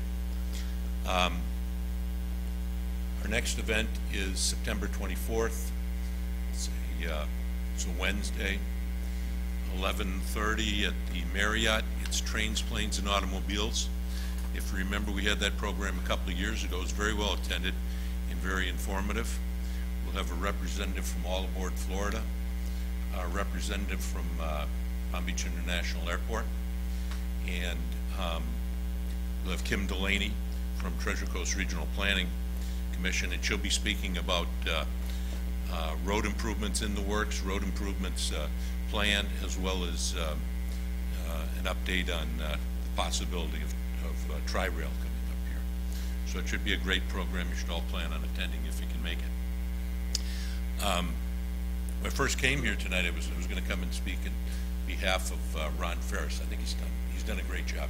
I've been working in this city for 30 years and been through a lot of city managers, and Ron's absolutely the best. And the staff he's put together is just second to none. And I certainly hope that in this interim he doesn't decide to get an offer where he'd move on, because I don't know how many of the staff would stay behind, because I know they do very much respect him. The other thing, I think Alan Owens did a great job. I'd watched his 5-minute budget presentation earlier, and it wasn't quite that quick tonight, but I understood just about as much of it tonight as I did in the 5-minute presentation. So again, kudos, and we saw the junior golf team here tonight winning the South Florida tournament. It's just, it's another feather in the bonnet here, and congratulations to everyone, and keep up the good work, and particularly you, Ron. Thank you. Thank you, Tom. Steve Matheson. I second his emotion. I'm here on behalf of the Corridor Association Economic Development Committee, and a couple things just to add to Tom's comments. One is we very much, as business people, want to compliment and thank the Budget Oversight Committee. What a superb job they've done, and how they've shown just what a strong and well-run and sustainable community we have here. That's because of all of your hard work and the work of staff. In fact, Alan, how long have you been here? Boy, we are lucky. And all the awards that we've won for that fiscal responsibility. I do want to do a shout out for our chairperson, Jean Wibby, who is the provost of Palm Beach State College. There was a great article in the paper this weekend about her and about all the super things the college does for the community and for the county as a whole. And I think that's just another, as Tom said, a feather in the cap. Jean's wonderful. She's working hard on our behalf, and I want you all to please come to our next presentation, Planes, Trains, and Automobiles. Lots of neat stuff to talk about. We're continuing to work with staff in a very collaborative way on the LDR amendments that are in process right now. Natalie, I believe they'll be before the council in October, I hope? Okay. I think that all of our concerns are actively being addressed, and I think that we'll be coming to you with a very strong nod of support for staff's recommended changes to the LDR amendments, which, believe me, we don't always agree, but we work things through so that in the long run, everyone feels it's for the best for the city. Just one comment on the city manager issue and Max. You have a superb staff. You have a staff that, I work in many jurisdictions. By God, they'd all be lucky to have the well-run organization that you have. Fiscal responsibility, professionalism runs from the top all the way down to the last person at the maintenance department. And every department head here, city attorney, city manager, really represents you well and works well with our business community. We urge you to keep them. Thank you. Thank you, Steve. Virginia, are you here? The last name, you have such beautiful handwriting, I really can't read it, but name and address for the record, please. My name is Virginia Galapo. Thank you. And I'm the broker owner of Exit Realty Oceanside in Jupiter. So what's a Jupiter person doing here? I actually wanted to congratulate Can you please speak guys. closer to the microphone? I'm sorry. I wanted to congratulate you guys on the superb job that you do as far as working with people like myself who are trying to get rid of distressed properties. I do a tremendous amount of work in distressed properties, and so therefore, when you have those situations where people cannot afford to pay the mortgages, chances are they're not going to be able to take care of the properties, and unfortunately, you have to go out and check it out, and then they get the fines, and whenever I get the calls from the asset managers or from the banks, or I put the properties on the market, then I have to deal with thousands of dollars worth of fines. And Joe, you made a comment a few minutes ago about thinking outside the box, and your city code people, I've discovered they're very, very good at that. I have worked with the code departments from West Palm Beach to Port St. Lucie, and I have been extremely impressed with this one. And I think you guys should know that. You've got some excellent people there. I actually have some of their phone numbers on my cell phone, so I can call them when I need questions.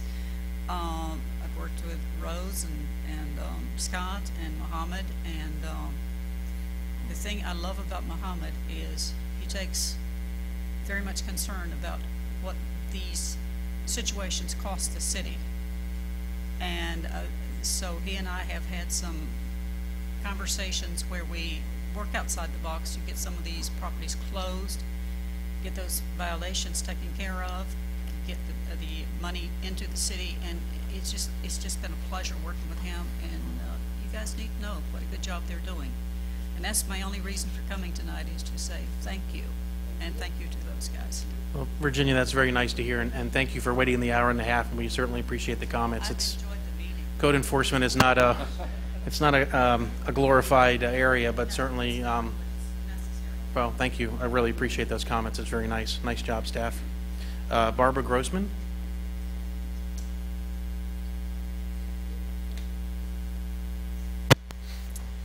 My name is Barbara Grossman. I live at 161 Thornton Drive, Palm Beach Gardens. I don't know if anybody's complained, and I don't know who I'm supposed to see, but I don't know if anybody's noticed on North Lake Boulevard, just west of the Shell station on the same side, looks like a parking lot for used cars. Every day there's 3, 4, 5, 6 different cars with sale signs on it, and I wondered if anybody was looking into it. That was all. Thank you. Is it on the? It's on the east side of 95? It's on, yeah, it's right just east of, just west of the Shell station and Military, and it's on the south side of the street. Yeah. It's almost across from the church. So all of a sudden, all these cars are constantly there for sale. Mr. Mayor, Yes. we'll have code enforcement get in touch with the county and see if they can help us out on that. Thanks, Ron. Hopefully the county will send somebody up Barbara, there. let me just say that has happened from time to time. Over the years, I've complained to, I use that as a route to go home. Obviously, we live on Yeah, the I know, same right. block. And it is All a of a nuisance. sudden, it seems well, to be it is terrible. the county, and when we get a complaint like this, the city manager gets right to it. Yeah, and Boynton get Beach. the county involved. Boynton Beach seems to have had the same problem. They just Curb passed stoning. It's called yeah. curb stoning. Yeah, it was in they the, just it was in passed the paper law. the other day. Yeah, they just passed a law on it. Okay. So I just wanted to, I didn't know if anybody complained, but thank you, Ron. Thank you, Barbara. Eric, you've called my good buddy Brad on that? Yeah. Okay, I have no more comments on the public card, so we'll move on to consent agenda. Move the consent agenda. Second. I got a motion second. All in favor say aye. Aye. Aye. Passes 5-0. Tonight we are holding quasi-judicial hearings on the following cases. Resolution 53, 2014, amendment to the parcel 31.04 PCD. Resolution 54, 2014, site plan application within parcel B of parcel 31.04 PCD.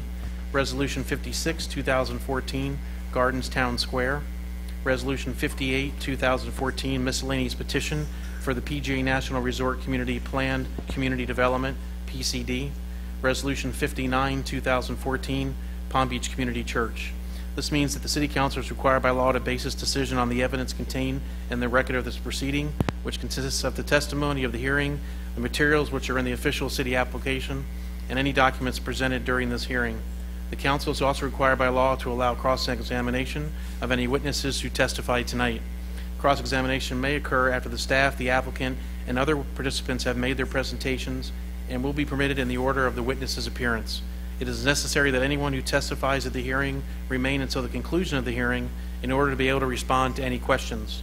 If you plan to testify this evening or wish to offer written comments, please fill out a card and give it to the City Clerk. The City Clerk will now swear in all persons who intend to offer testimony this evening on any of these cases. Do you solemnly swear to tell the truth, the whole truth, and nothing but the truth, so help you God? Really? Thank you. First up is Ordinance 15, 2014. Will the clerk read the title? Ordinance 15, 2014, an ordinance of the City Council of the City of Palm Beach Gardens, Florida, adopting the budget for the City of Palm Beach Gardens for the fiscal year commencing October 1st, 2014, and ending September 30th, 2015, providing a conflicts clause and a severability clause, providing an effective date for the purposes. I'm going to open the public hearing and ask if we have any additional staff presentation. Oh, you guys are all back.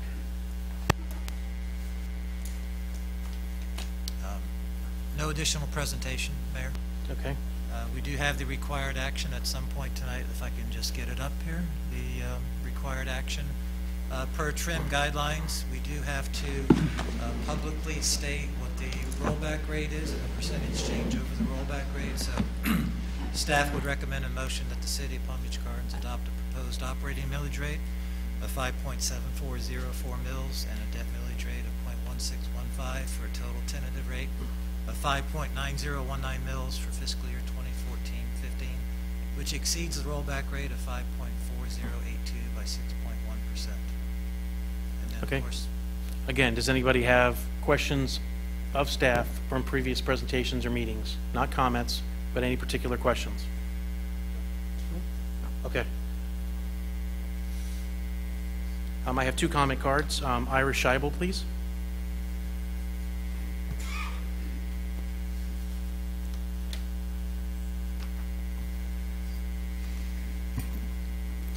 Irish Scheibel, 1029 Sienna Oaks Circle West.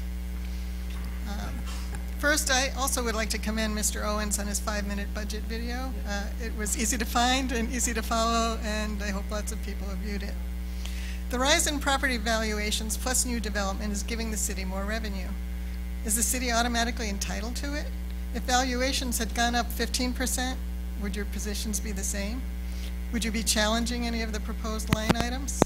Sure, the city may be wanting to play catch-up with spending that was deferred during the downturn, but where is the relief for the taxpayer who doesn't work for the city or a government and who is not necessarily benefiting from an increase in their home values and may not be seeing similar income increases? Residents and businesses have to examine their budgets to make ends meet. So yes, you and the council, as Gardens residents, are also going to see your taxes increase, but citizens should remember, as you reminded them last year, that those on the council are, by charter, required to also benefit from the increases that you give the employees. So the salary increases that you all get will more than make up for the tax increases, not just from the gardens, but from all the other governmental entities. The city may praise itself for holding operational millage flat, but to quote one of our county commissioners who says this every year, it's the dollars, not the millage, and you are raising our taxes. To quote a former county commissioner who always used to say, what's the problem? It's just pennies a day, which which you can look at it and say, hey, it's just pennies a day. The problem is every other governmental entity is also saying it's just pennies a day. And I'd like you to remember that it's our pennies, not yours. Thank you. Thank you. Mike Martino?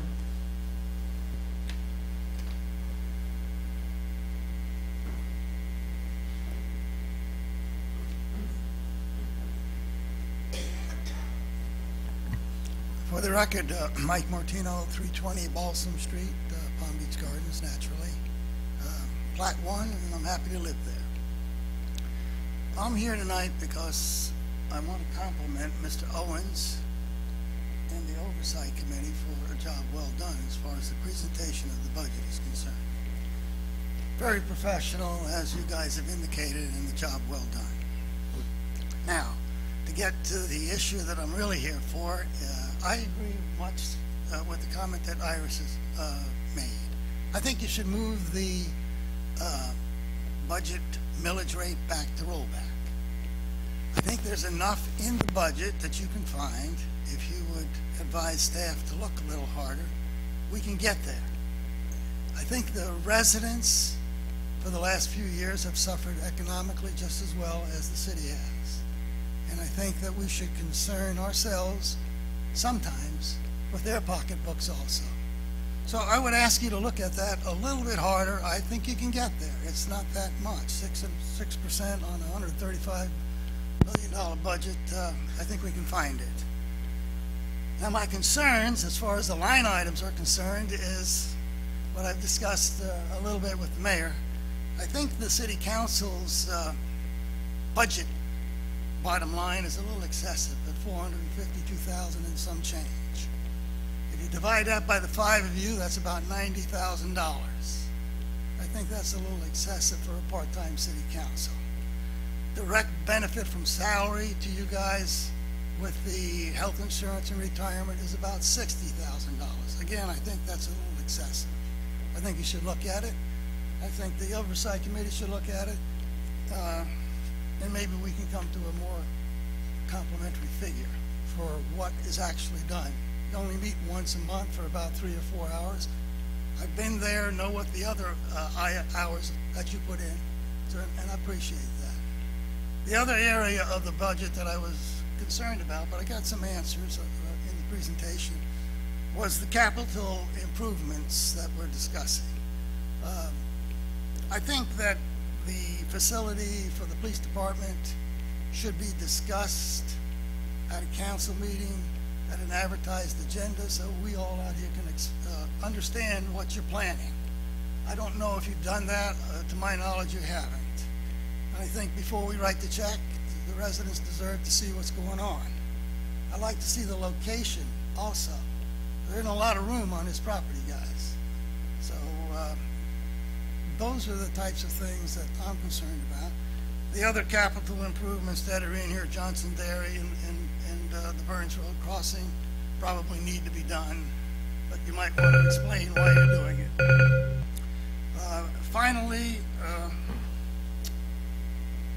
I think this would allow the residents to better understand what you want to do in the way of improving the properties and the capital situation in the city if you're a little more transparent. Gotcha. Appreciate your time. Thank you. Thank you, Mike. Okay, anybody else wishing to speak for or against the budget? Joni, please. Name and address. I'm sure you know all that. I'll fill out a...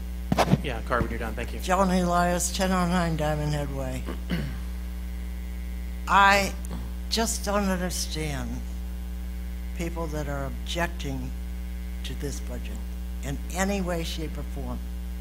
For years, you have watched every penny. The roofs have to be done. There are things that have to be done. And now we're seeing a little bit of increase in the value of the homes. People that move here to this state and to Palm Beach Gardens come here because if you live here all year round, you got a $50,000 credit. What other state gives you a $50,000 credit? We're talking about $20 if your house is valued at $200. And those of us that are homesteaded, our houses are, I know mine's valued at half of what I could get for it if I wanted to sell it. And it's a small increase. I can't say anything that more than praising this staff, this whole organization for what they have done to make this city the place that people want to move to. I mean, if you can't pay another $35, maybe you shouldn't go out to dinner, because that's what it is. It's a dinner, and that's at one of the cheaper restaurants. Thank you. Thank you. Anybody else wishing to speak? I'm going to close the public hearing, and we're going to bring it back up for discussion. Who wants to start? I guess I'll go ahead. There's one thing, Alan, that that was left out of the presentation on the NPDES, the stormwater drain. We don't have a choice. That's an unfunded mandate. We have to do that. That's part of our National Pollution Discharge Elimination System permit, and therefore we have to spend that money. It is mandated by the EPA. Unfortunately, the federal government didn't send us down any money. I'm going to answer one of Mayor Martino's questions. When the police training center is proposed, it has to be approved. Even though it's in the budget, it still has to be approved by this council, and there will be a public hearing on it. So when it will come back before us, and we will have an opportunity to vote, comment. The public will have an opportunity to comment. Those are my comments. It was a great, I do want to thank the Budget Oversight Committee. They do a wonderful job. They are our watchdogs. They are the citizens' eyes and ears on this budget, and they do a fantastic job, and they put a lot of input into this, and they're experts at it, you know, which is very important to have. So, Alan, you did a wonderful job. Your team did a wonderful job. It's a great budget, and I think we'll probably end up winning another top award from the agency that gives those awards. And that will be one last comment. This will be like the, what, 12th in a row of the top. And I mean, last year we had the top award in the country. So you know, the one thing that this city doesn't do very good is tell people just the awards that we win. But we got the top award for budget in the country. I mean, that's incredible. This city here, this little city here in South Florida, got the best award in the country last year for budget presentation. Very nice. Thank you. Marcy, do you want to go? Sure, we might as well go down the line, I suppose. We'll sit back on this one. Okay. I concur with the Budget Review Committee and thank Alan and Mary and all of your staff for all of their hard work in keeping our city very fiscally sound, and I appreciate all of it, truly do. Also, for your patience answering all of my questions and phone calls and comments. Staff was, as I said, able to answer most of my comments. First, I want to say that I've been a council person for 3 full budget years, and all of which were in very difficult economic times, very challenging, in order to balance the budget and keep our reserves for emergencies like we've discussed. We had to reduce staff, we had to reduce maintenance for our infrastructure. This is the first year where we have an increase in the property values, and I feel we need to use the money wisely. And if we don't, we need to reduce the millage. I feel we need to use the dollars in areas where we have the biggest benefit for taxpayers. I am therefore not 100% in favor of the proposed CIP plan. With that said, when I first learned about the police training facility, my first reaction was to have our first responders use the newly proposed Mecca Farms 150-acre shooting facility, and I was very ignorant about that because we don't know what that's going to be. When I heard about the proposal that we are proposing, spoke to Chief Steff, I had a change of heart. He was very convincing, and I feel it is necessary for our first responders, both fire and police. However, I feel that we have to, hopefully, we will do a little value engineering when we actually do that project, spread it out as best as we can. I also feel that, like the Budget Committee stated, that we should share the facility with our adjacent municipalities so that we can offset the costs. I know we talked about it in our meeting, and you assured me that that was something that you would definitely do, and I'm very glad to hear that. Also, over the last few months, I've been voicing my concern about a common issue related to Parks and Rec. And we have a lack of fields. We all know that. We hear about it all the time. We've talked about it at every Park and Rec Advisory Board meeting, especially the last few. We have a lack of employees and dollars to, or we've had a lack of employees and dollars to maintain those fields in the past because of the budget, because of the economy. In the budget, it states that the participation of youth sports has more than doubled since 2009. And I'm a little bit disappointed because I would hope that we could have a little more dollars associated with fields in this budget. In fact, we have reallocated dollars that was previously earmarked for City Park, which I think when Dr. Marciano was talking about, we have two parks. One is the county park, which we do not own, and then we have City Park, which we do own, and that's where the tennis center is. We currently have $200,000 allocated for City Park for the tennis center, or for City Park, which was a matching grant funds, which I'm 100% in support of, as I am for most of the other smaller capital improvements. We should be spending more dollars, in my opinion, to provide additional multi-purpose fields, which are desperately needed, and help relieve the issues and the existing need and the current level of service that we need right now, in my opinion. Although Charlotte did an excellent job, in my opinion, to representing and presenting us all, I'm sure separately, of course, though, on the golf course improvements that are proposed. I am not supportive of 100% of that, putting all of those eggs in that basket. I understand that we need to improve the clubhouse, and I am supportive of that. I am not supportive of spending $1.3 million towards planning and development of that. I think personally, that's not the brick and mortar. The 1.3 is for the planning of that. I would definitely be in support of something a little bit less. I'm also definitely in support of the bathrooms of the golf course. I think that's definitely needed. And a small dollar amount, and I think you found the best option for that site. We have a project out there that is being redesigned. We'll maybe talk about it in our workshop to include an expansion of our golf course. We also have the Brigger property, which will soon be contributing rec impact fee dollars for our future needs. Although a new clubhouse will increase revenue, I am 100% in agreement with that. I feel that we need to fix our existing problem first. We need to allocate more rec impact dollars towards park, which the majority of our taxpayers use and will benefit from.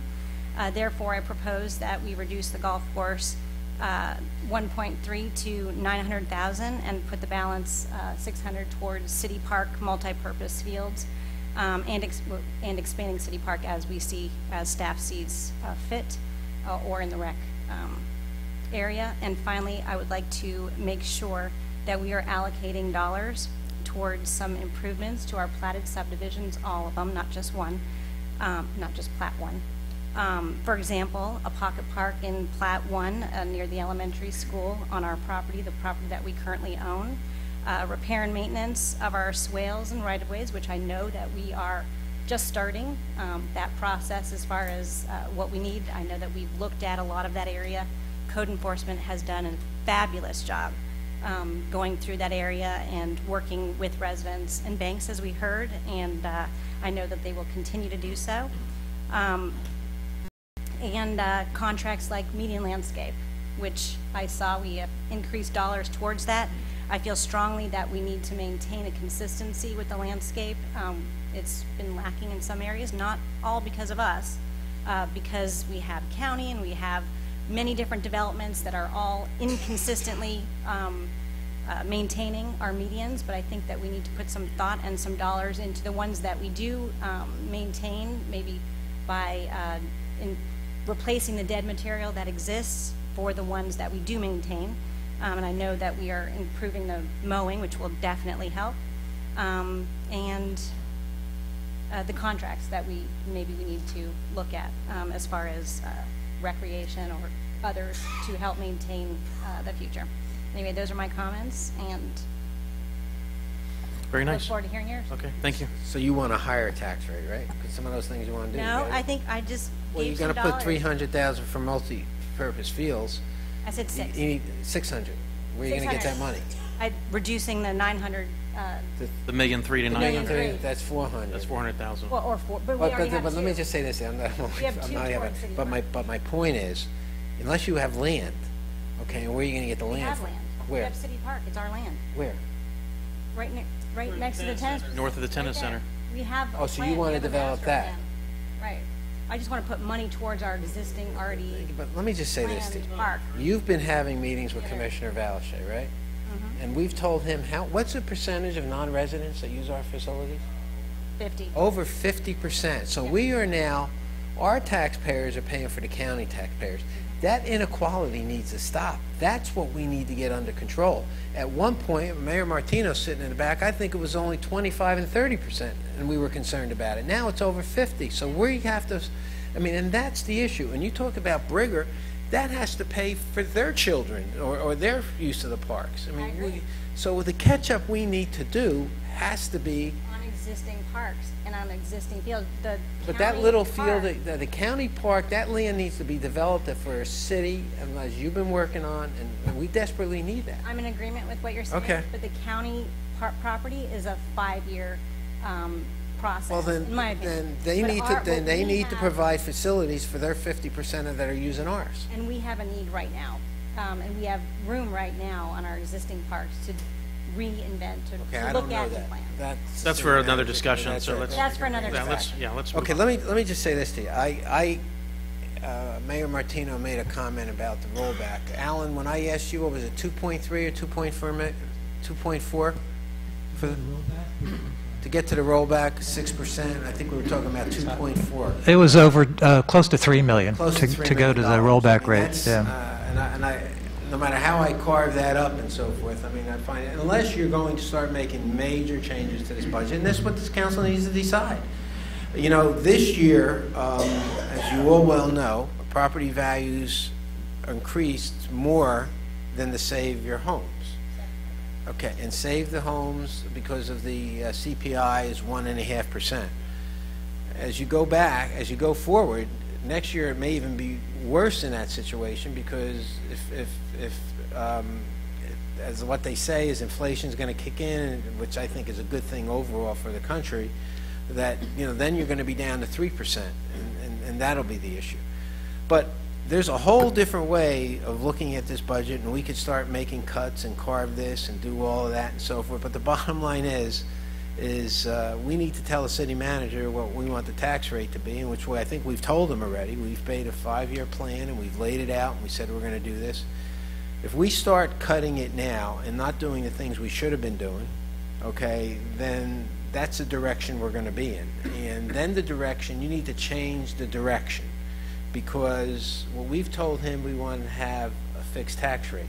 If we want to change that direction, we don't want a fixed tax rate anymore. We want a rate that's going to be declining as per the rollback, and that's a whole other issue and a whole different way of doing things, and that's really what we need to do.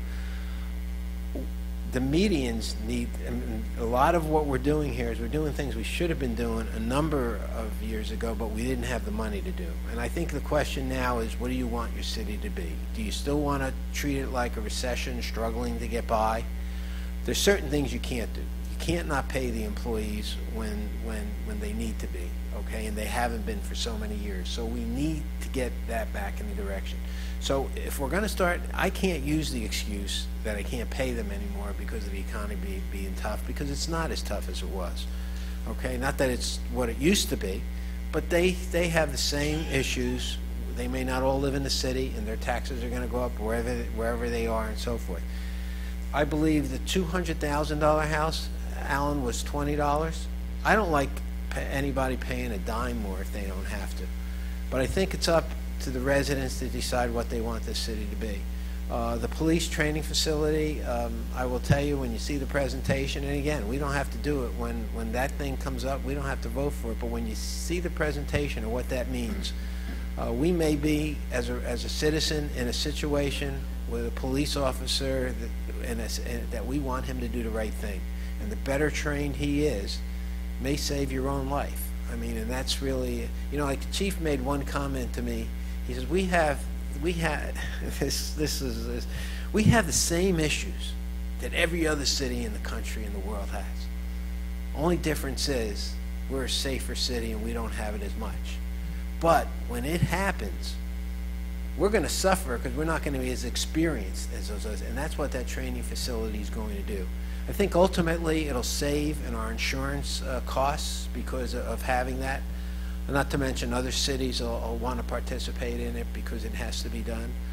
But everything that we're doing here is based upon the direction we've given the city manager and staff. We've given them a direction to keep the rate where it is, and that's what we've given him direction, and he's trying to give us the best possible city he can give us with the dollars.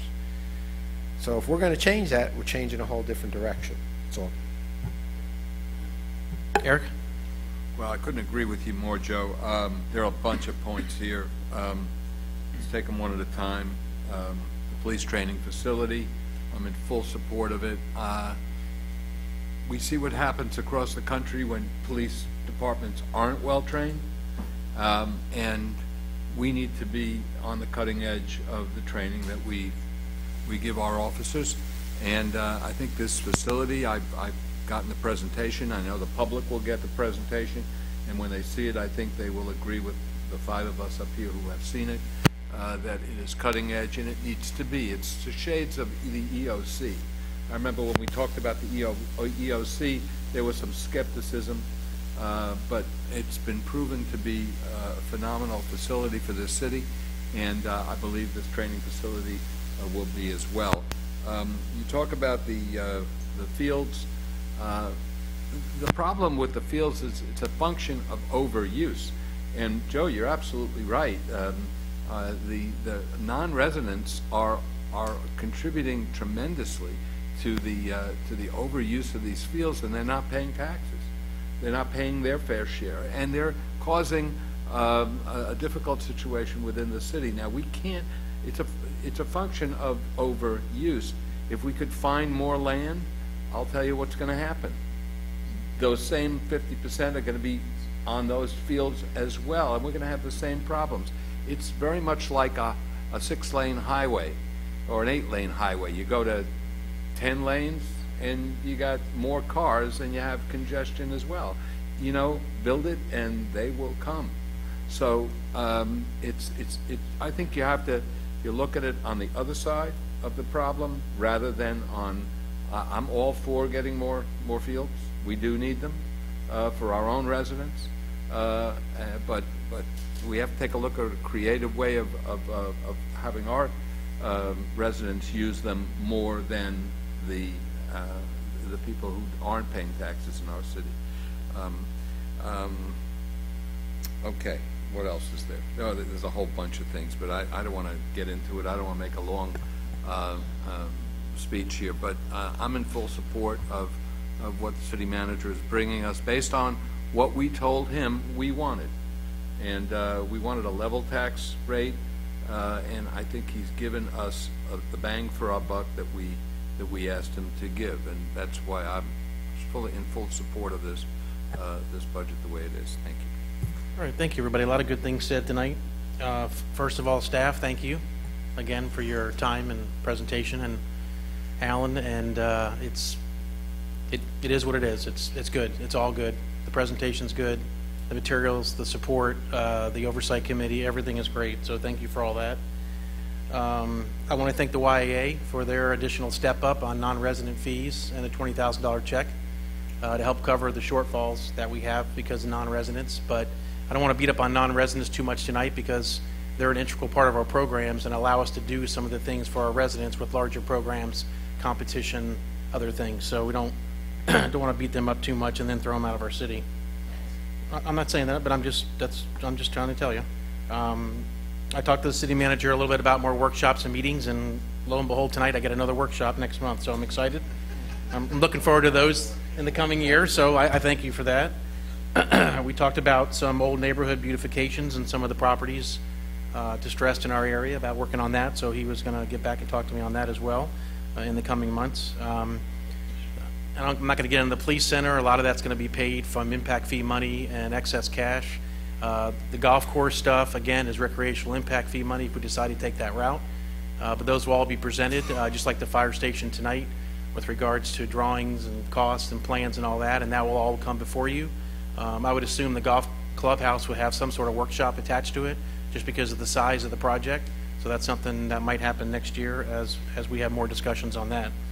I'm going to focus strictly on, I think we should essentially reduce the millage rate. And I'm not talking about a big number here. I'm talking about 7 basis points down to 567. I think it's a baby step we should look at taking. And I went back and looked at our millage rate in prior years, going back to 05, 06, when the economy had a couple good years going after 9/11. And we lowered the millage rate then 6 points, and then lowered it a couple years continuously after that, not anticipating a bad recession in 2009, obviously.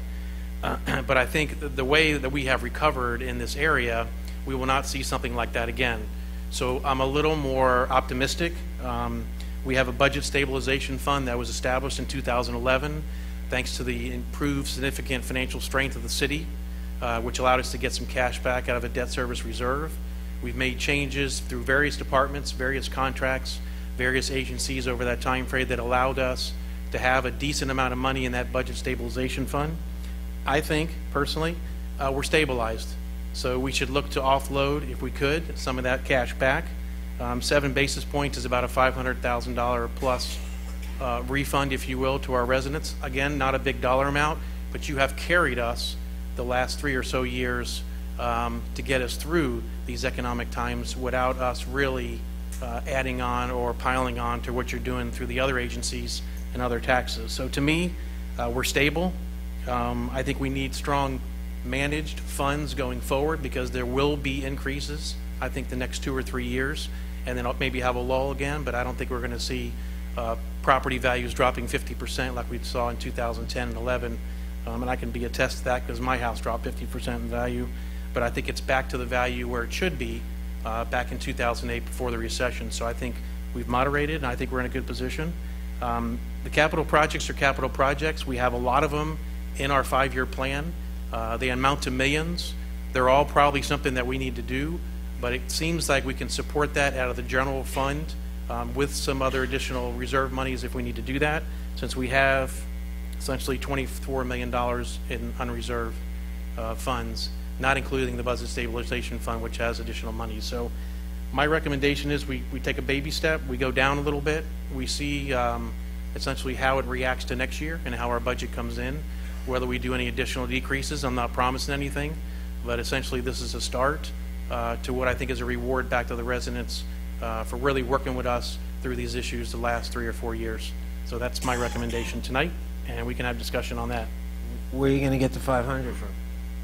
The 500 to me would come out of essentially the budget stabilization fund, which right now is about $3.3 million. What you want to take is that money out of reserves. Yeah, because to me, we're stabilized. And that was a fund that we've always kind of envisioned supporting deficits if we had from ad valorem and other taxes. Understand you got to do that again next year. Oh, we got to do it every year, but no, but you're not going to have that. Eventually, that economic stabilization money will be done.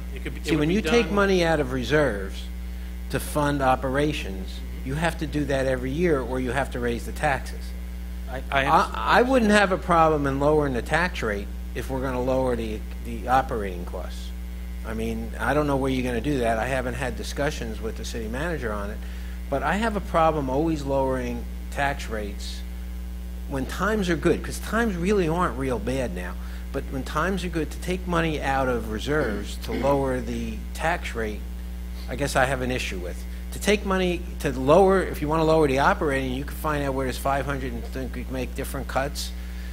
I don't have a problem with it. I never have a problem with lowering the tax rate. The only thing I also say is that next time we have to give that direction. In other words, before they go and do the budget, we really need to give them a direction of where we want to be, because... It's hard to give a direction when you just see the budget in the last month. So I just Well, try no, to... but we gave a direction on the tax Right. rate. In other words... And believe me, that's a great scenario to leave it flat for 5 more years. I have no issue with that. But I just think in terms of the budget stabilization fund, essentially it would run out in 6 years. But at that point, we have increased revenue, increased residents, more active money coming in ad valorem. It would cover that shortfall. So I guarantee you, back in 06, you didn't cut 500,000 to lower the millage rate. It was basically additional ad valorem coming in from new development and new projects, and that's something we've always budgeted conservatively on these numbers. And I can assure you, these numbers are probably going to be a little bit better as more developments come on board and more projects are built. So I think, and personally, it's not a big deal, but I just want to throw that out to you guys tonight to talk about it, because I feel it might not ever happen again. It might be 5, 6, 7 if we approve it for the next 5 years. But I think it's a gesture of goodwill for what the residents have gone through and the changes that we've had to make to kind of give something back. And that's what I'm looking at. You did it in 06, so it was only 6 points. And then obviously the prior year you dropped it 20 because in 07 the economy was out of control. And I don't think that's the direction we're going to take. But I think we dropped it in 06 because everybody was getting 3% increases on their assessments. Well, I think you're going to see that next year for sure. You're going to see that going forward. I don't know that we're going to see that. But again, remember, so that's why we tried. If I remember now, I'm getting mixed up in years. Okay. But in 06, right. Everything was good, and what we did was and that was before, I guess, that was after the tax law changed, right? Because you can only raise it, how much? 3%. No, 3% is the assessment. That's the assessed valuation. That didn't change, but what we could raise taxes, we're limited.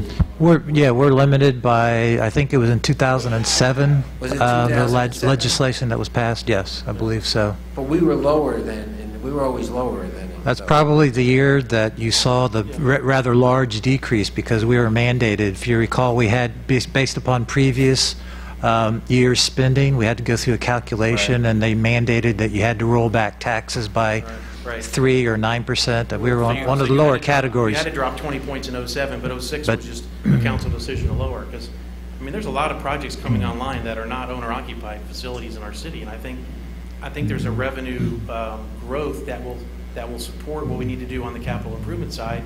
Will support impact fees for the different areas, because we're expecting growth in those areas to do the clubhouse and other areas. Why don't we have you get with staff and have them make that presentation? I don't have a problem with it if it makes sense. Have staff. Alan's given me a chart as we look at the budget stabilization fund, how it would basically deteriorate in 5 years, getting away from.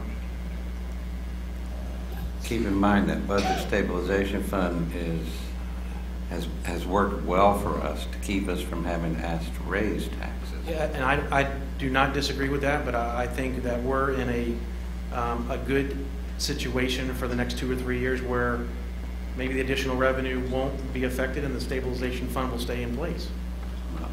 What do you mean, how will it stay in place? It's got to go down, doesn't it?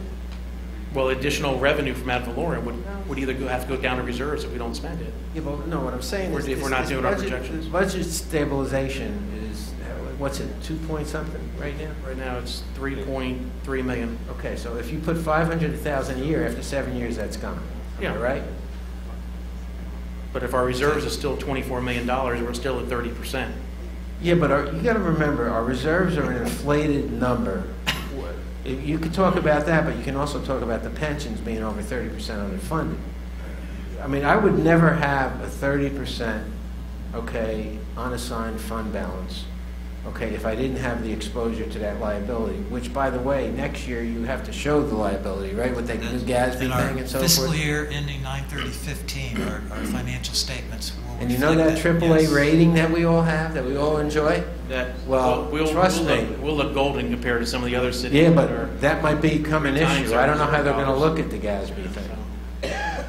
So. But if you can look at the screen before you, this is our actual worksheet for the 5-year projection, and this is the account that really the 2 components of fund balance under discussion. The unassigned fund balance is ending number is right here. You can see in the 5-year forecast, we're projecting to maintain it at 23.47. Yeah, that won't go anywhere. The assigned for budget stabilization, that's the 3.2. You can see it does fluctuate, but then at the end of the 5-year period, it's roughly the same, 3.2. That's based upon the current proposed rate of 5.7404. If you were Let them show you the change. If you were to change it to 5.67, and again, if we're talking about maintaining that millage flat for the 5-year period,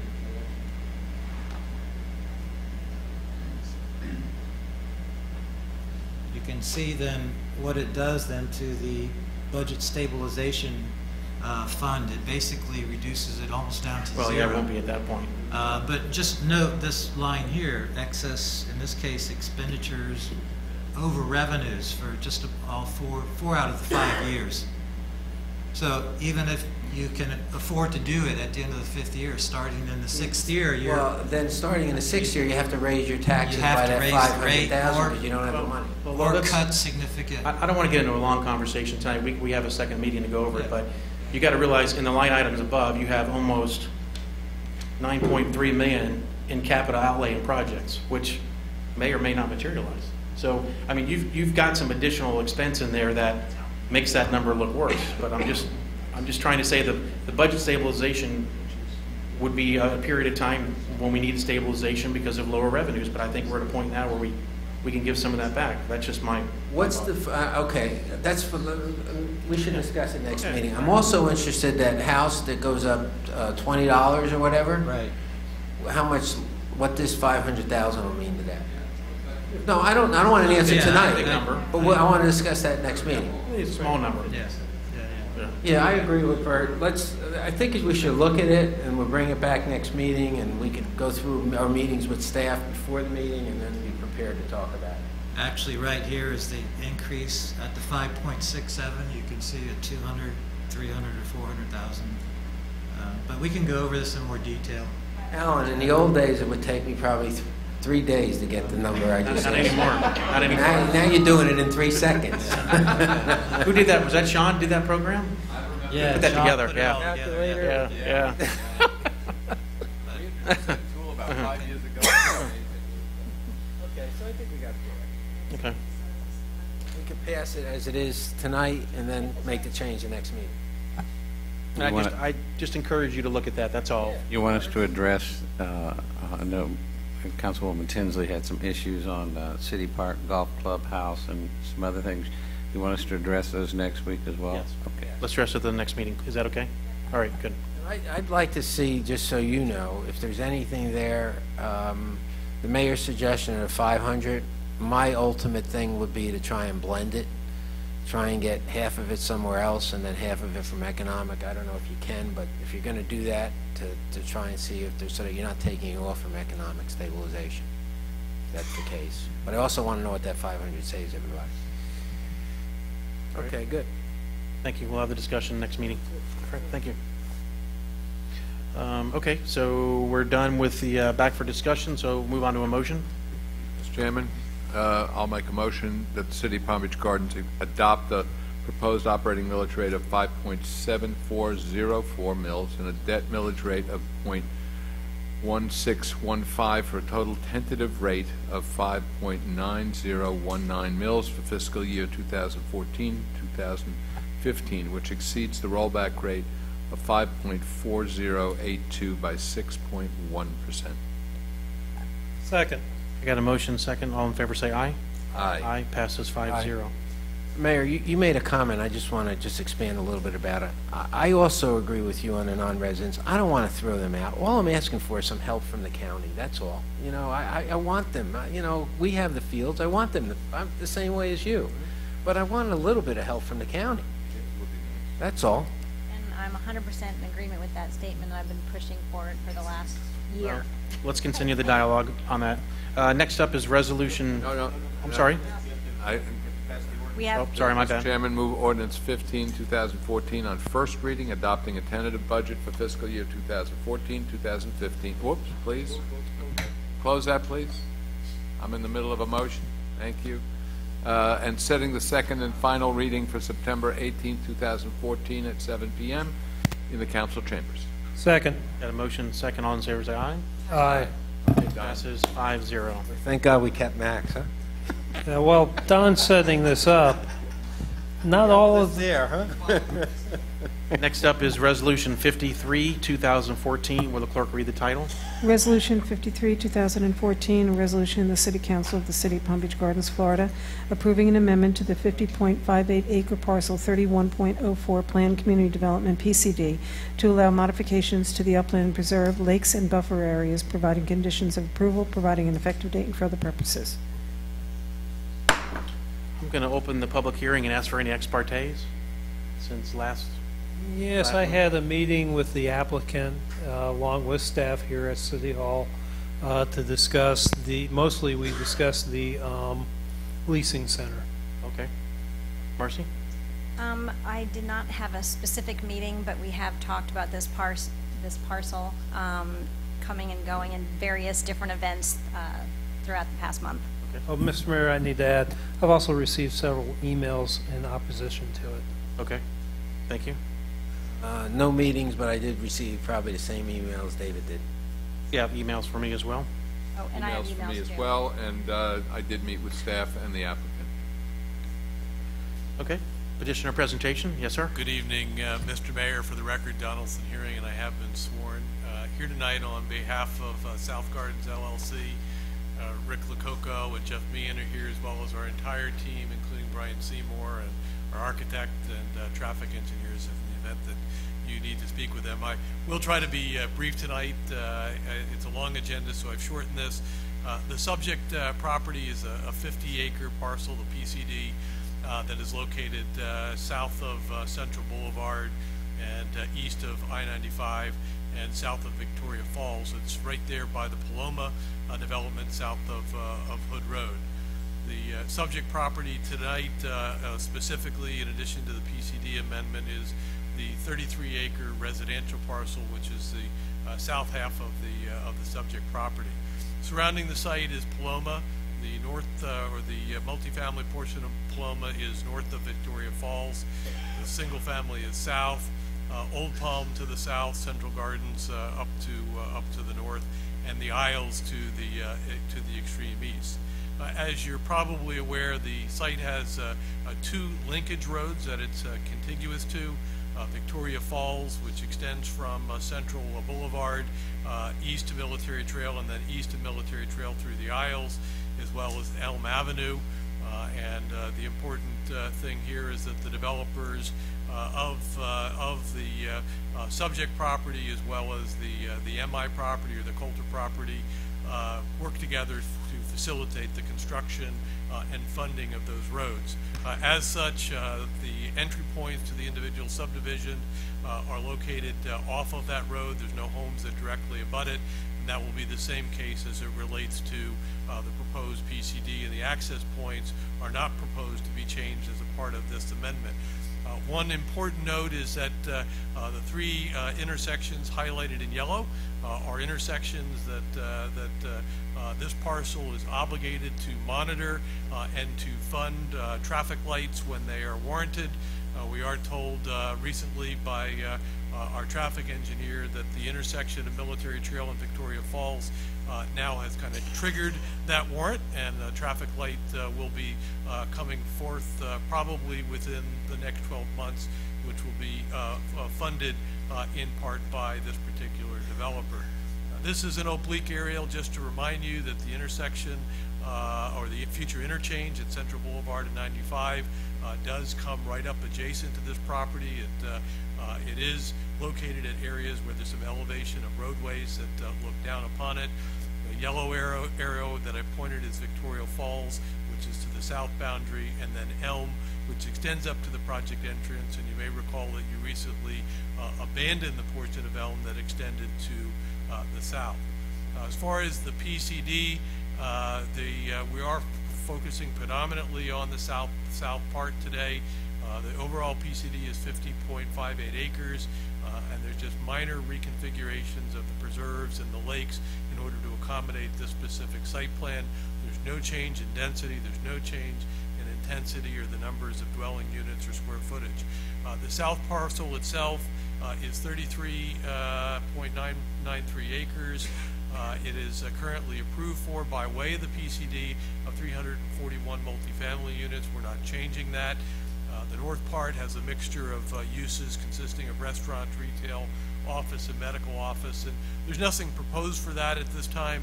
That is owned by Mr. Pertnoy, and I know he's actively looking for economic development opportunities.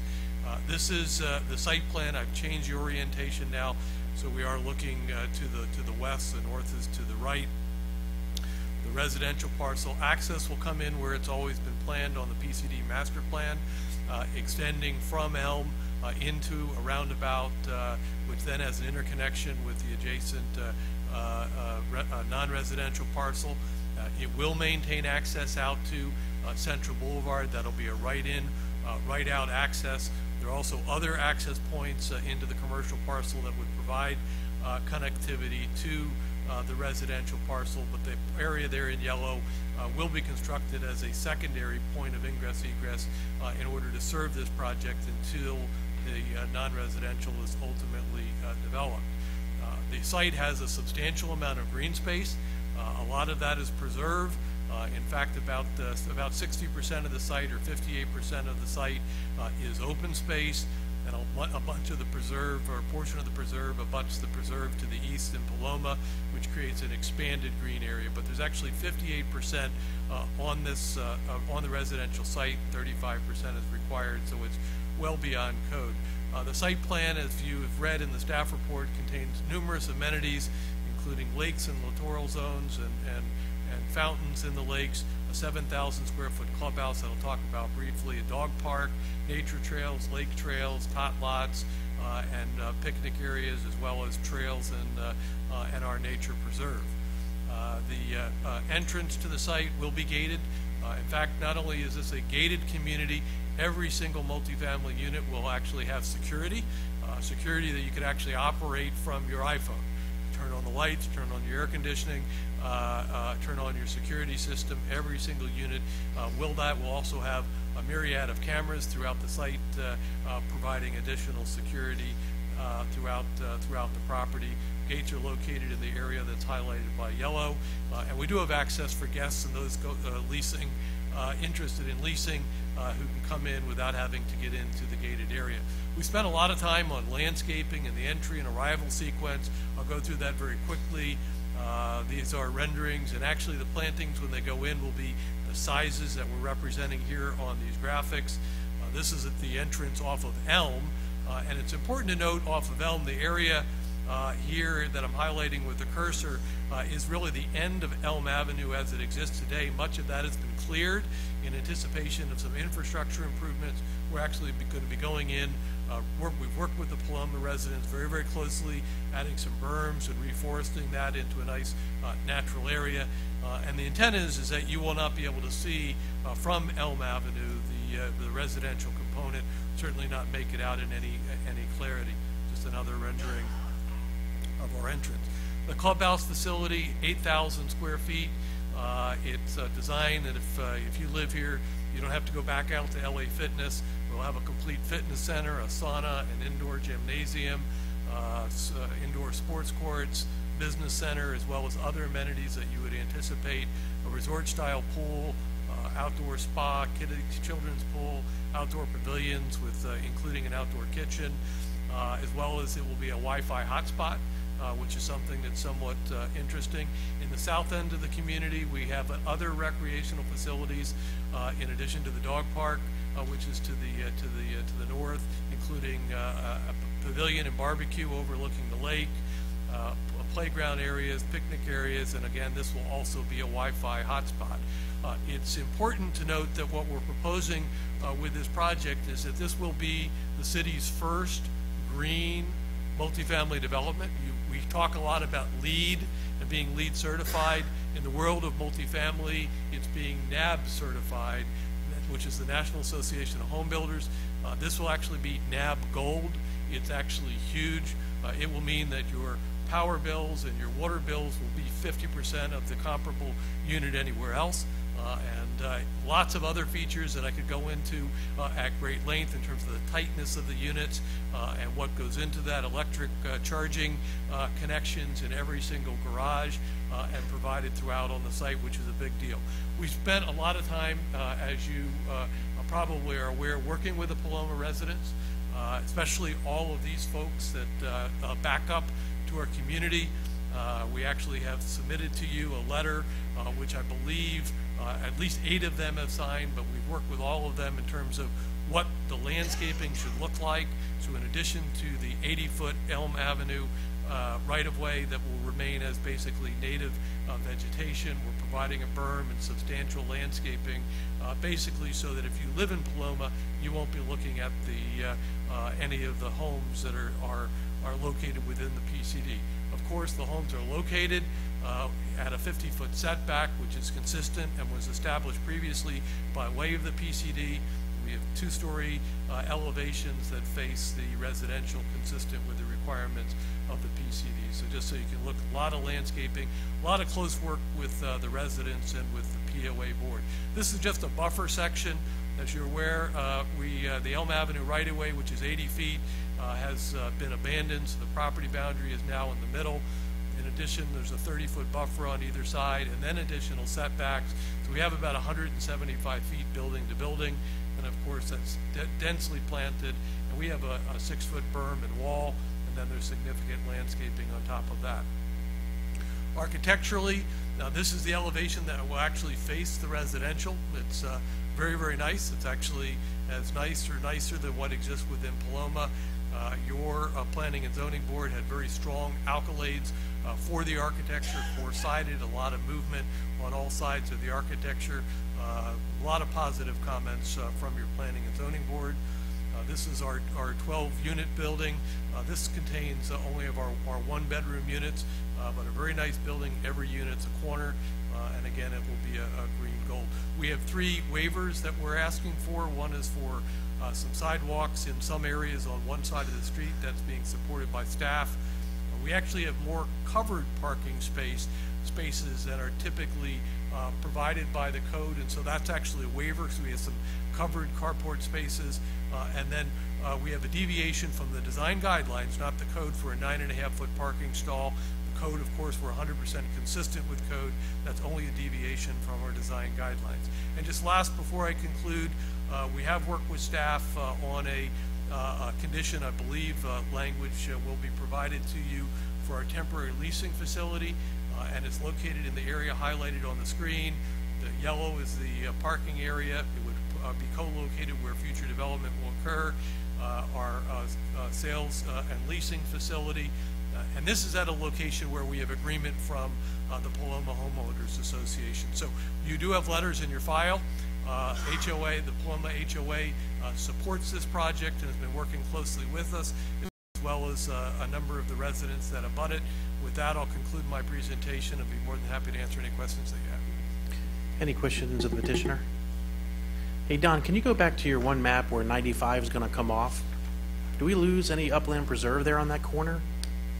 We don't lose any upland preserve that's platted, since that's been lessed out. We're actually dedicating that out. Okay. But certainly, there's vegetation that would be impacted by that when that came through. And it's obviously an exit northbound only, right? You get off and you got to go north on Central. Yeah, I don't know. I don't know the exact configuration. I think there's 2 sides of the clover leaf, but it basically clips the corner here. Okay. And this area has already been set aside by way of the existing plats. Okay. Thank you. Any questions, petitioner, right now? Yeah, Don, I should have brought this up to you earlier. What's the hydric period of the wetland? I don't believe that there's a wetland on this site, sir. Well, I thought you showed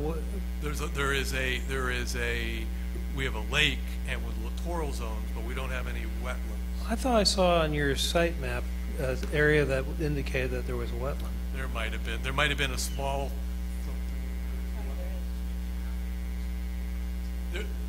Okay, yeah. But there won't be. There was a half acre that was previously mitigated as a part of the PCD. But it won't be a wetland on this particular. No, sir. Oh, okay. So Okay, because I was actually going to mosquitoes on the wetland, and that was what my concern is, but if there's no wetland there, then that's not a concern. No wetland, but we do have a littoral zone with Okay, lots I of saw that stuff. on your site map, I go, uh-oh. Marcy? Were there any tortoises found on the site? There have been, over the years, they've been relocated from the site on at least, I think, 2 occasions. And so before we start development, we'll do one more sweep and relocate the tortoises in accordance with the current law. You can't do it, and you have to, there's a 30-day window maximum right now. But most of them have already been relocated. We've done it twice. Joe? Don, there's nothing that precludes you from converting this to a condo, right? This is an apartment project? These are condominium grade, high quality units. There's a condition Okay. of approval that if that occurs, documents have to be reviewed. and Well, approved my by your only staff. concern would be, again, I don't have that concern now as a rental, but if in fact you were to convert it and sell it as condo units, I'd want a disclosure in there about the potential I-95 exit. We'd be fine with an agree, with an I'm addition. just trying to limit the amount of people, limit the amount of people we'd have in here when I-95 comes through. They can work in a disclosure into, if, they have no plans for it, so if they ever did do it, they certainly could work it Yeah, I mean, into the it disclosure if it's doesn't not have- already built. Yeah, it doesn't have to be in the rental thing, because if people don't like it, they can move in a year, Right. you know what I'm saying? But all I'm saying is potentially, you know, if in fact that happens, but.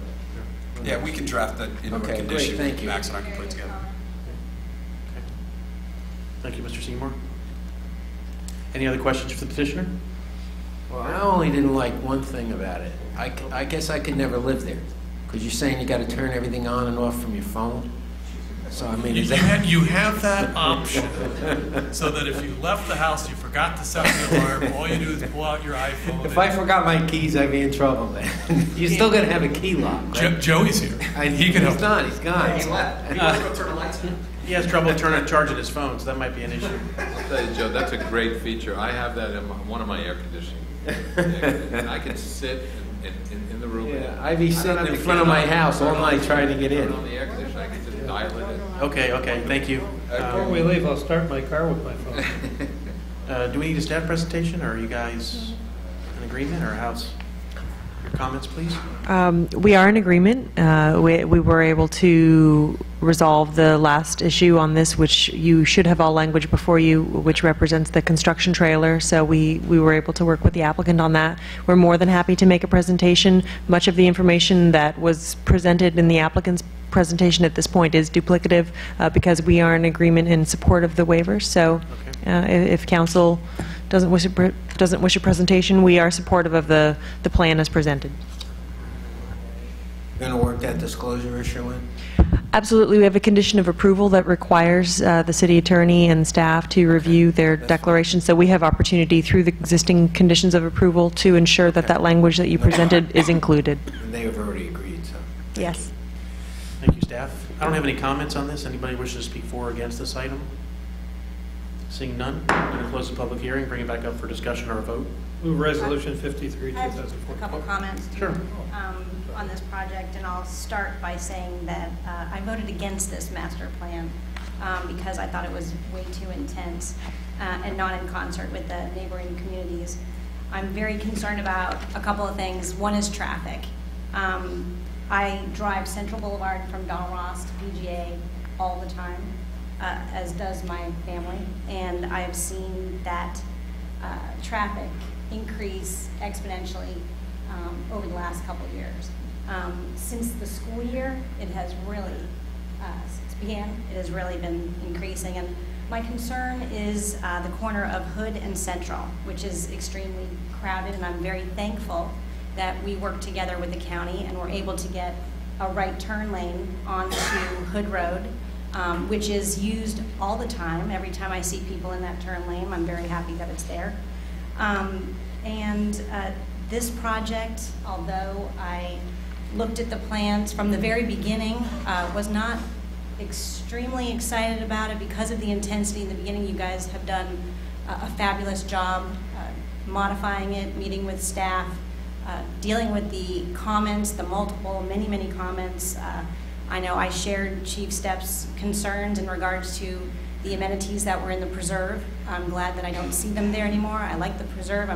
I wish there were more. But my concern again is traffic in that corner, which is Hood Road. I spoke to Natalie in regards to the intersection of Hood and Central. My one concern, and again, is traffic. The one thing that is missing at that intersection is a right turn lane going northbound, turning right onto Hood Road. Now, I know that there has been several projects that are calling out for that turn lane. Personally, the right-of-way is there. I think Brigger is on the hook for the turn lane as far as dollars or construction. I feel that that turn lane should be built, whichever project is built first, whether it's this or the Brigger portion. I really feel that that right turn lane is necessary. It's necessary now. I see people, I wait actually to turn right, and I'm waiting for people who are going straight. So I think that that's a necessary thing, and I'm just kind of putting that out there. Otherwise, I think that you've done a very fabulous job of modifying the plan, and the planner side of me says it's a great plan, but the council person up here who knows that at my last election, the biggest comment was overdevelopment. That is the biggest concern of everybody. And one of the things that can mitigate this is that turn lane construction, because the right-of-way is already there. And those are my comments.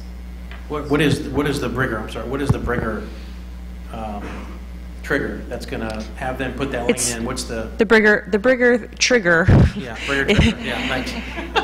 is the third phase of improvements. Now, the county always has the option in working with the parties, the governmental parties, to be able to push up. For example, the right turn lane that was the southbound approach on Hood and Central was pushed up as a result of those discussions, and the opportunity and the timing of Hood Road is, of course, appropriate as well. But it is triggered by Brigger at the third phase of improvements, and it's all trip-based. So it really depends on how fast Brigger goes. We're seeing a surge of applications that are being submitted through planning and zoning for the Brigger property. If they move forward, it could be triggered, you know, sooner than later. This project is not warranted under its concurrency. This project was approved through the concurrency, through the PCD back in 2012. The dedicated north right turn lane was not warranted as part of the concurrency requirements. It is triggered by Brigger. There are other improvements that this project is required to make, and they are responsible for doing that. But this particular right turn lane that Councilmember Tinsley is referring to was not a warrant as part of the traffic concurrency. Does it hurt to send a letter to the county before? Because that's how we kind of, you guys got the other thing going on the other side. Can we try that process again and see if they're willing to do it ahead of time? Or have the developer work with the county to see if we can push that out. And I also want to say that I'm very happy to see that, and I did read all the conditions of approval a few times actually, and I did see that the traffic light, which is near the aisles, is going to be soon in place because it's warranted. So that will help as well, but that's Yes. obviously in a different area, but that will help as well too. But this right turn lane is needed now, and Brigger could be who knows when, and I would like to see this turn lane. So I would like to see a letter, I'd like to see staff, I'd like to see what we can do to get, like we did before. Everyone said it couldn't happen, and it happened. I'd like to see this happen too. Certainly, staff and the city, we can reach out to the county regarding the proportionate share and the structure of the proportionate share, but that has really nothing in terms of to do with this project that is on the table. That is a separate item that we can reach out, proactively discuss with the county. There is the ability within the prop share agreement to reorder that. There is provisions in the prop share agreement where we have the ability to look at that and reach out to the county to try to advance things. Certainly we can do that, but in terms of this project's tie into that, it is separate. It has nothing to do with this project. It doesn't hurt. Yeah, I know, but I'm saying legally you can't deny the project because you think a turn lane. No, I don't think she's saying that. I think she's saying that I think we could work cooperatively with the developer, we can work cooperatively with the county and try to get it done. You're good try to do it again in the letter. Call them up. It just became brain. Oh, there you Stop go. talking. Okay. Are any other questions or comments? So we're going to try the letter process. We can reach out to the county regarding the order of Brigger's proportionate share improvements and deal with the governmental agencies that are listed within the prop share agreement to try to push up that right turn lane. Okay. And I would like you guys to do the same thing, which is encourage the county to build it now. So, for the record, Brian Seymour, on behalf of the applicant, we're happy to work with your staff to coordinate, because obviously it makes it better than us just writing a letter. But we'll sit down with Natalie, well, not we, because I won't do it, but Don will, and coordinate to certainly encourage the county to do that. We appreciate that. Thank you. All right, any other questions for staff? Okay, I've already closed the public hearing. We've had discussion. Do we have a motion? I actually made it. I made a motion to make it again. Okay, thank you. We have a motion. We have a second. We have a motion and a second. All in favor say aye. Aye. Any nays? Any nays? Just want to make sure. Okay. I'm happy to do it as long as we get that turn lane. I'll be ecstatic. Thank you. Passes 5-0. That motion. Next up is Resolution 54, 2014. Will the clerk read the title? Resolution 54, 2014, a resolution of the City Council of the City of Palm Beach Gardens, Florida, approving a site plan application with a 341 multifamily dwelling unit development, which site is approximately 33.93 acres within the 50.58 acre parcel 3104 Planned Community Development PCD. It is located south of Victoria Falls Boulevard and east of the Central Boulevard and Interstate 95, providing conditions of approval, providing waivers, providing an effective date, and for other purposes. We can open the public hearing and ask for any ex partes. Same as the previous hearing. Same. Same. Oh, yeah, same. I'm sorry, because I got the emails. That's okay. Do we have All the right. ex parte emails? Okay. Yeah, same as before. Only if you read them. Got one. I read them all. We've had our petitioner presentation. Any other staff comments on this one? None. Anybody wishing to speak for or against this item? Seeing none, I'm going to close the public hearing, bring it back up for discussion or a vote. Mr. Chairman, move Resolution 54, 2014. Second. Got a motion second. All in favor say aye. Aye. Passes 5-0. Next up, Resolution 56, 2014. Will the clerk read the title? Resolution 56, 2014, a resolution of the City Council of the City of Palm Beach Gardens, Florida, amending the signage program for Gardens Town Square as more particularly described herein, providing conditions of approval, providing an effective date for other purposes. We're going to open the public hearing and ask for any ex partes on this one. Wow. None. None. None. Staff presentation on this? You're up, staff. Yay. Yeah, we're waiting. Yeah, you're on your own tonight. Good evening, Gretchen. For the record, Gretchen Coperine, Senior Planner with Planning and Zoning.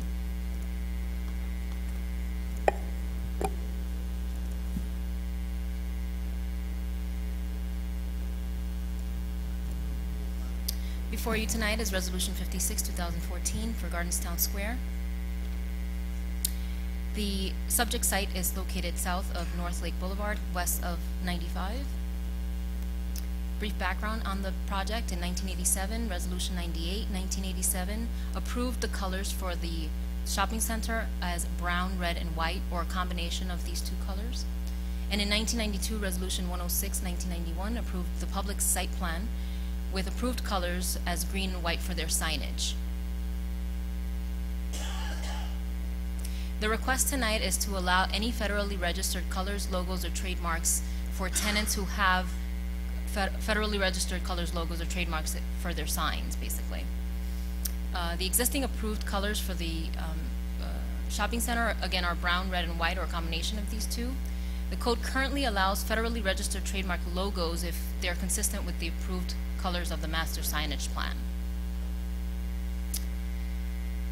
Next is just a series of photographs showing the existing signage on the parcel.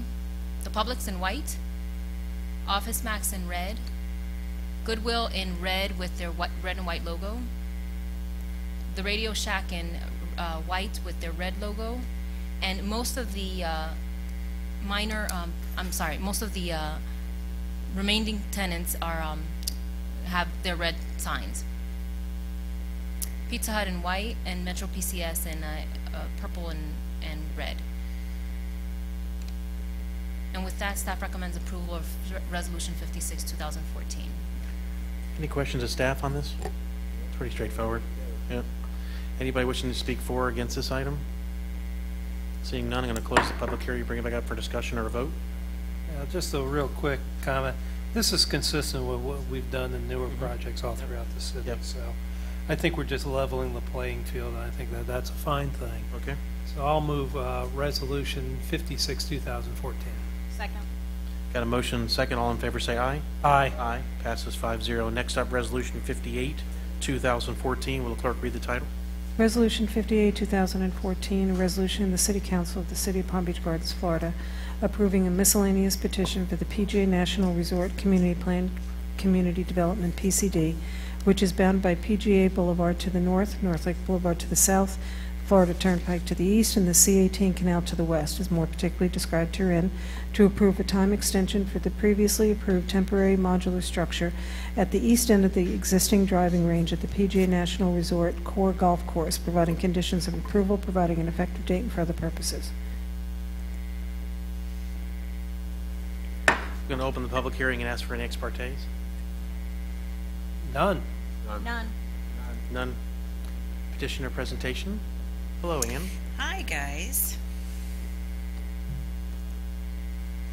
For the record, my name is Ann Booth. I represent Urban Design Kilday Studios, and I have been sworn in. I'm here tonight to represent the David Ledbetter Golf Academy and a request for a time extension for the existing facility that they have on the end of the east end of the driving range.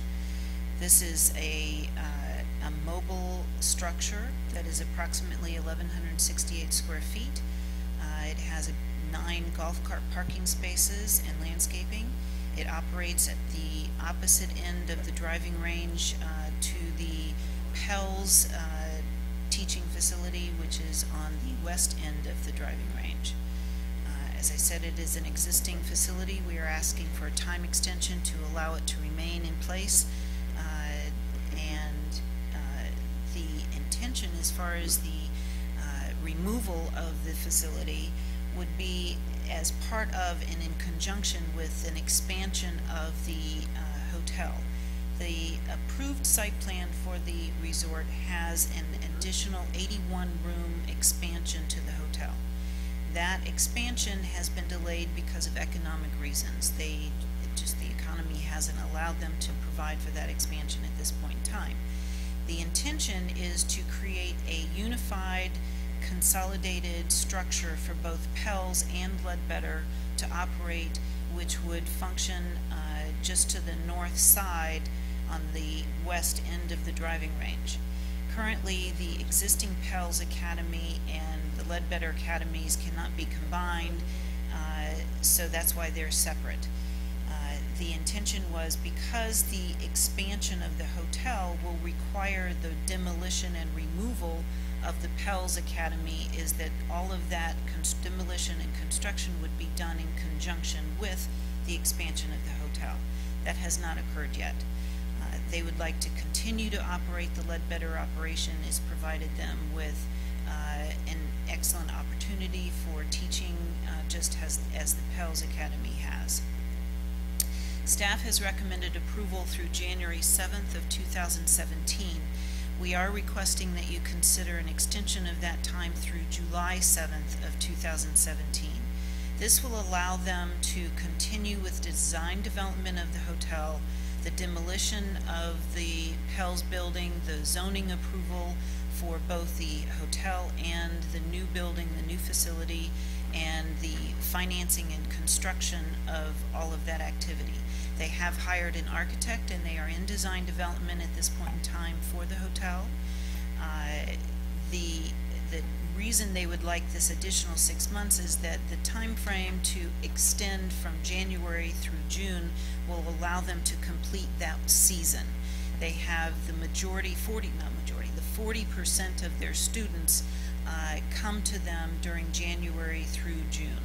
So they would like to be able to be open for that last season until they can relocate them to the new facility. You see, I had a discussion with staff on this, and I thought, and the staff, I guess, thought that you were going to be replacing this building, because the bottom line is that if we, on our date, see, I had recommended the staff, without knowing what your date is, I was saying May or June, because obviously you're not going to do this in the middle of winter, okay? But now what you're saying is that when you get rid of this, you're going to build a hotel as opposed to replacing this building.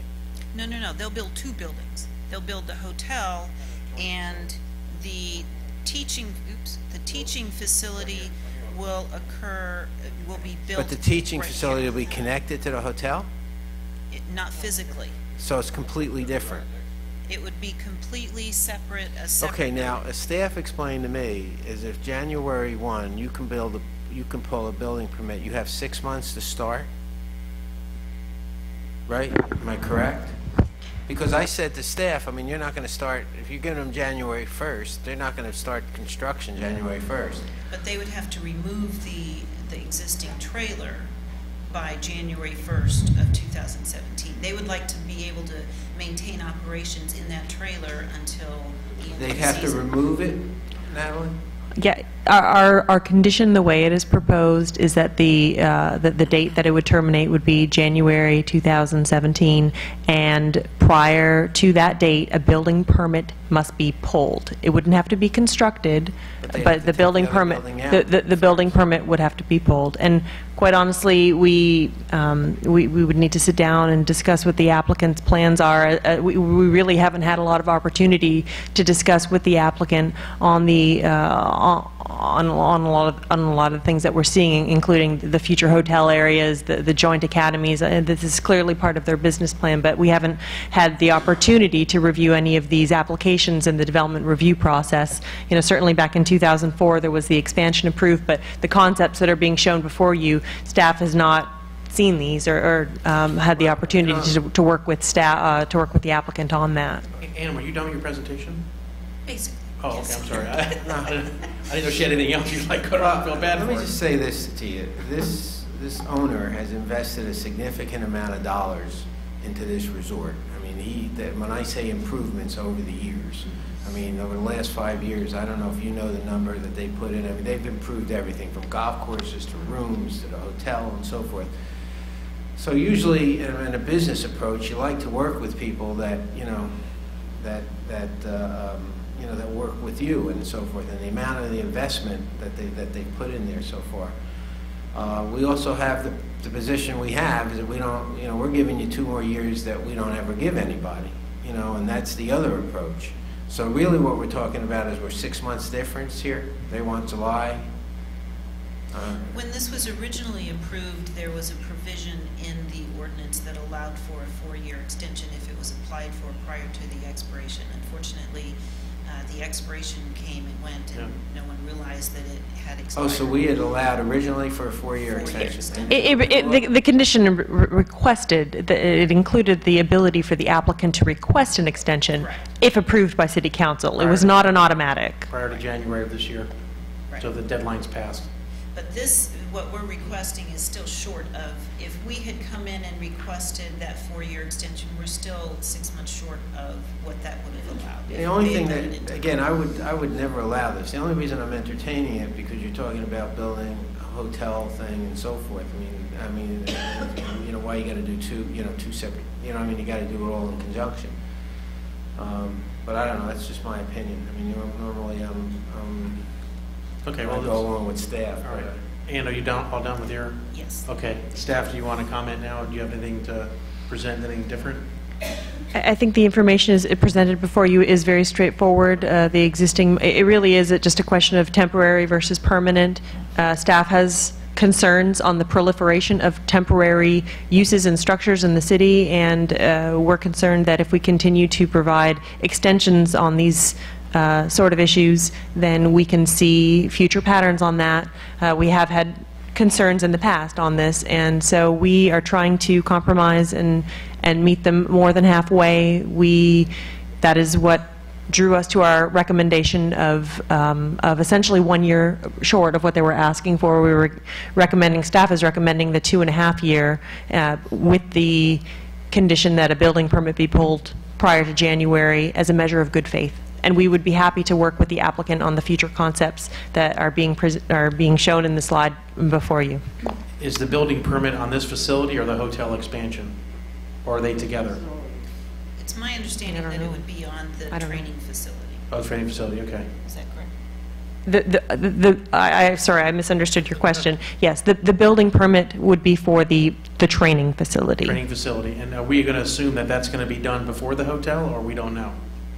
Well, Depending upon... We weren't aware that it was going to be tied into the hotel and just today, and when I spoke with Ms. Booth on that, and so the training facility, it was our understanding would be a separate facility, and so that's why we crafted the condition in that respect. So when we crafted that condition, it was for the permanent training facility.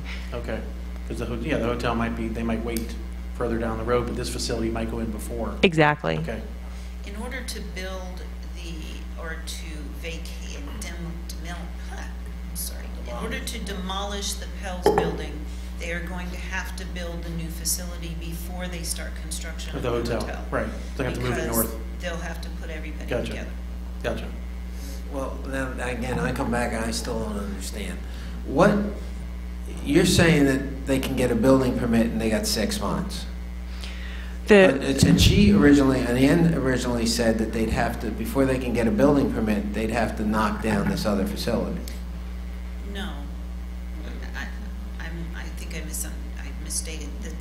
The process for zoning approval, they have the square footage and the units, the number of hotel rooms approved for Excuse me, I'm not talking about the hotel. I'm just talking about this. What staff has said to me is, if we gave you to January 1st, you have to come in and get a permit before January 1st. Correct. Okay? You don't have to start construction on that site for 6 months. Am I correct? Yes, so correct. We got the same basic date, so that you wouldn't be able to start, as long as you started construction by July 1st, which is the date you want the extension to. It's my understanding, though, unless we can clarify that they would need to vacate the trailer on January 7th. They would not be able to continue to operate in the trailer even if they had pulled a permit to build a new building. No, I didn't understand that. Because I'm now confused as well. I thought I understood it, but now I'm confused. Well, the extension is to... If they're allowed to continue to occupy the trailer until that building's built, as long as they're under construction, then that's fine. I don't think there's an issue. The question is... This is just a condition of the extension.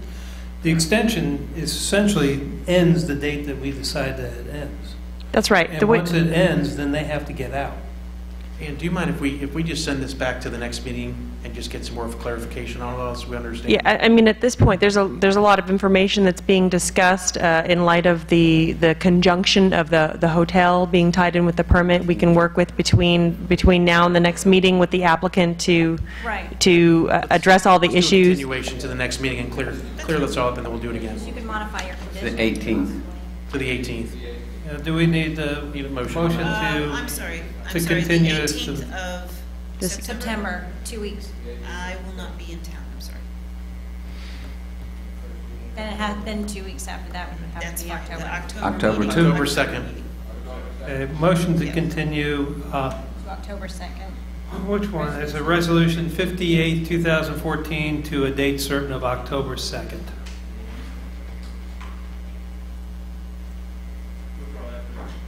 Please. I withdraw my motion. Does anybody wish to speak for or against this? Okay, now I'm moving your motion. I'll leave it open. I don't need to close the hearing, do I? Okay. All right, David, please say it again. Motion to continue Resolution 58, 2014 to a date certain of October 2nd, Second. 2014. Thank you. You got a motion and second. All in favor say aye. Aye. Passes 5-0. Let's just clean that up and we'll come back in October and talk. Thank you. Thank you. Next up, Resolution 59, 2014. Will the clerk read the title?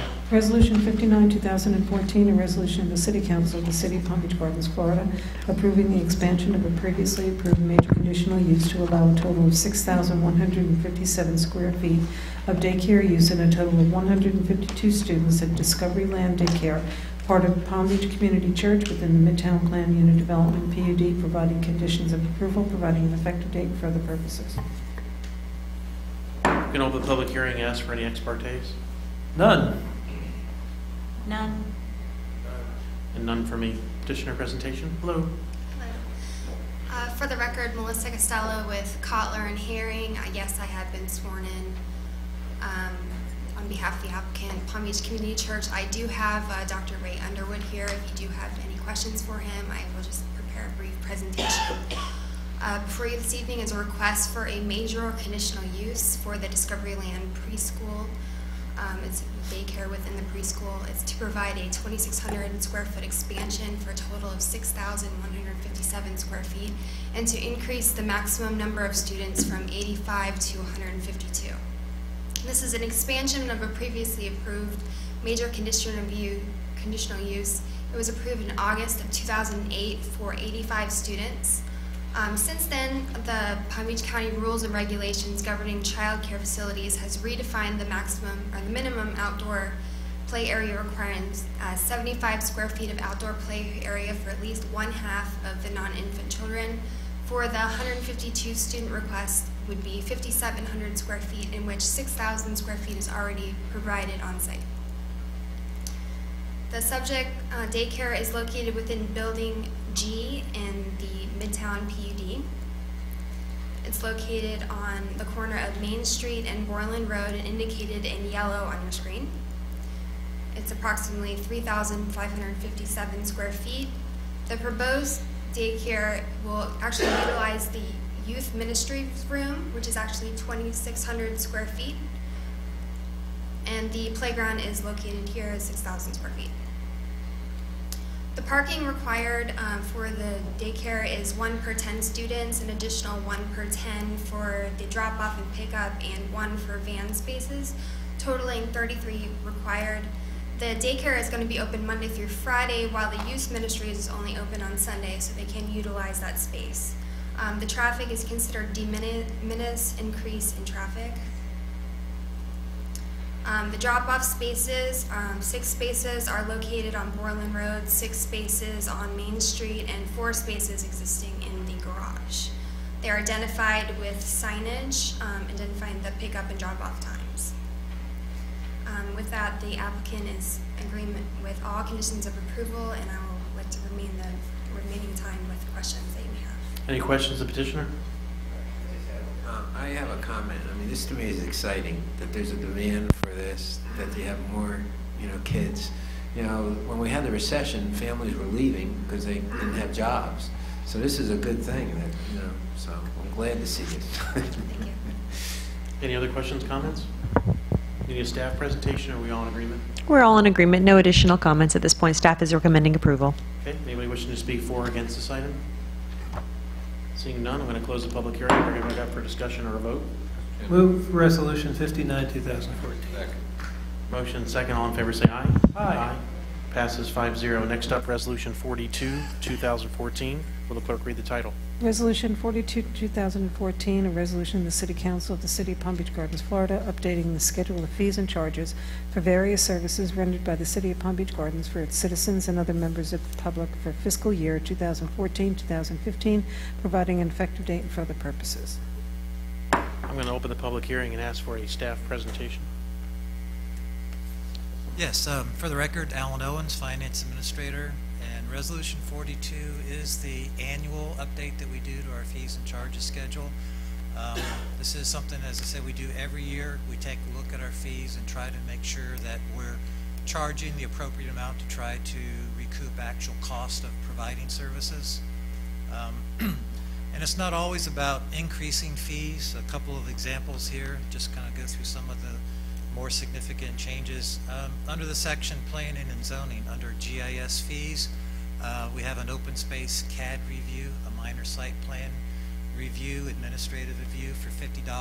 After looking at the amount of time that that's actually taken to do, we're recommending that that be removed. Similarly, under the police department, the CPTED, the community policing through environmental design, I think I got that right, Chief, but I'm sure you can correct me. We're reducing that from $2.25 to $1.50 per $1,000 of improved cost to reflect the efficiencies that we've gained over the years in the review process. Some of the other significant changes in the fire department, re-inspection and extra inspection fee. This is a new fee that's being proposed.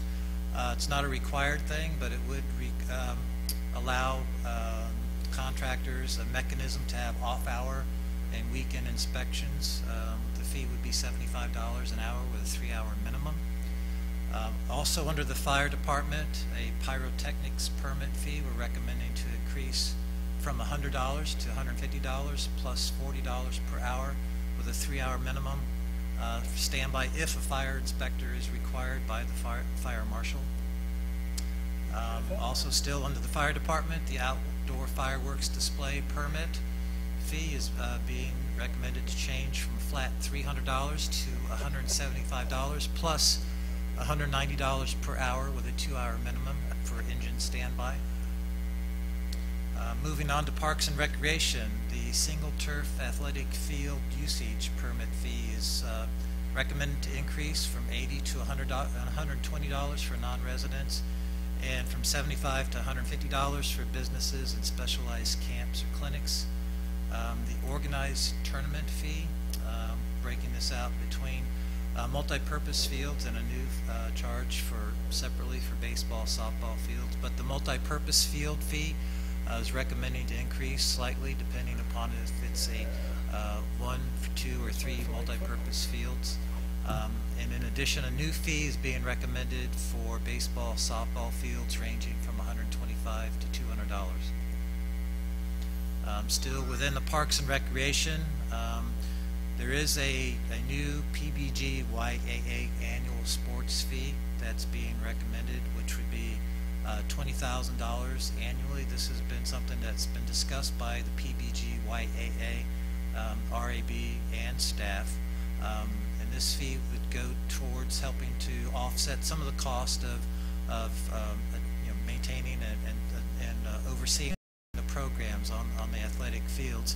In conjunction with that, the current $40 non-resident sport participant fee is recommended to increase to $55. And again, both of these fees were discussed with by PBGYAA and the RAB and city staff, and everybody is in agreement on these proposed changes. In the tennis court permit fee, we have a new recommended tennis professional court rental fee of $30 per hour.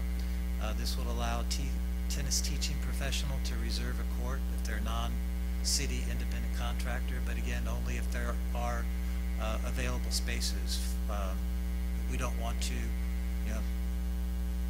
take up our space with outside city contractors. Of course, priority would be for our own city contractors and teaching professionals. This would only be if there is space available. Further in Parks and Recreation, aquatic facilities, we have a new outside Palm Beach Gardens scheduled programming fee. It's been added, $25 per hour for lifeguard, plus pool admission to allow private and public school requests for swim meets or other programs. We have recommended change to the indoor facility permit setup fees, range from a flat $50, changing from a flat $50 to a range of from $50 to $200, depending upon the party requirements. And in the gymnasium tournament section, proposing to change the gymnasium non-resident tournament group fee from $1,000 to $2,250. And with that, that's most of the significant changes. And with that, staff recommends approval of Resolution 42, 2014. I'm happy to answer any questions council may have. Any questions for Alan? Is the gym fee in line with other cities? Because I wouldn't want to, send the tournament someplace else. If there is, do we have any basketball tournaments? $1,000, David, the last one, $1,000. Yeah, $1,000 to $250. Is that in line with other places? We have Laura, I think, is going to address that. Oops, not lit. Yeah, there.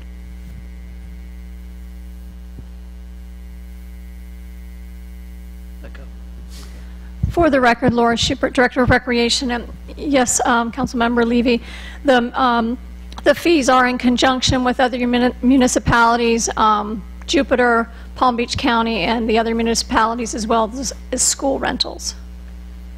Because that's a pretty big jump, and I wouldn't want to drive a tournament out of the city. So, but if we're competitive with everybody else, then that's fine. I also had a question with staff. We talked about the open gym fee being eliminated for after school. What's the progress on that? 'Cause Laura just got off a plane, so I'll take that one. She was absent the last 48 hours. We did discuss it with all the elected officials, and what we came to the conclusion is we'll give it a try, and if we get overwhelmed with success, as you thought we might, we'll be back here next month to reinstall the $5 fee. well, you don't have to do it next month. I mean, Well, I mean, if let's we take get overrun with let's kids, take we'll a come. quarter sample through the end of the Yeah. year. But I think either the case is either you charge some sort of fee or you cut the time frame off at 5 o'clock and that's it. I mean, Yeah, we do cut it off now anyway. We go for a to, resident to get in there and play basketball. That's what I'm saying. we do switch the programming at 5 p.m. now. Okay. Okay, good. I'll look forward to seeing that maybe a couple months' time to see what we're doing. You know, you only want the non-residents on the baseball fields, I get the impression. Right? On the basketball court don't matter to you? Well, no. No. I'm only kidding. Why are you picking on me? I'm the recreation guy. I'm only kidding. No, my concern with the open gym was after school, is you get 200 kids coming over from high school and they're hanging out. You know, it's just I get concerned. I think it's a good thing to have a place for kids to hang out instead of loitering on the Totally streets. agree. And when they're in this area, we can keep an eye on What them. I said, it gives them activity. the chief less business. Right. Right, that's what I Gives said. them less, which I Gives the think chief is less, hoping that's for. right. Let's just keep an eye on that and be careful, that's all. Yeah. So, okay. Any other questions for staff? Nope. Good. And I'd like to recognize Tony Badallo, who's here tonight. He's the head of baseball for the YA, so I thank you and Jacob Webb from soccer for your efforts to coordinate and help us with the fees and with the revenues coming in to take care of those fields, because there is a lot of usage, as you know. It's year-round usage pretty much now, so we thank you for your efforts to help, and then lessening the non-resident fee so we can keep these kids in our program and keep our expansion of our programs going. So thank you, Tony. I appreciate it. And Yeah. these fees would go into effect October 1st. I just October wanted to 1st. mention Okay, that. great. Any other questions for Alan? All right. Move the resolution. Well, I gotta get my sheet. If I don't go by this, Patty gets upset. Anybody wishing to speak for or against this item? Seeing none, I'll close the public hearing and bring it up to discussion or a vote. Mr. Chairman, move Resolution 42, 2014. Motion 2 seconds. All in favor say aye. Aye. Passes 5-0.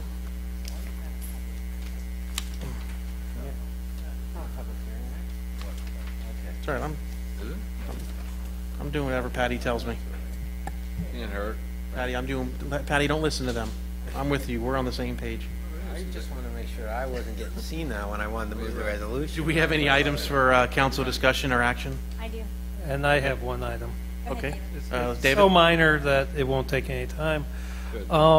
This historical, I should have done this under items of resident interest, but the Historical Society is going to have a presentation next Wednesday. It's going to be Barron Collier, Ego and Greed, the Development of the Tamiami Trail, and I'm presenting it.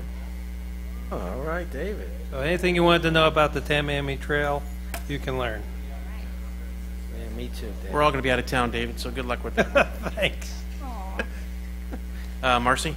A couple things, and one is I'm taking a couple. I get my vote too. I have to earn my keep here. I spoke to our city manager and Max in regards to my concerns about medical marijuana. Obviously, in November, we're going to have a vote on that, or on the ballot, actually.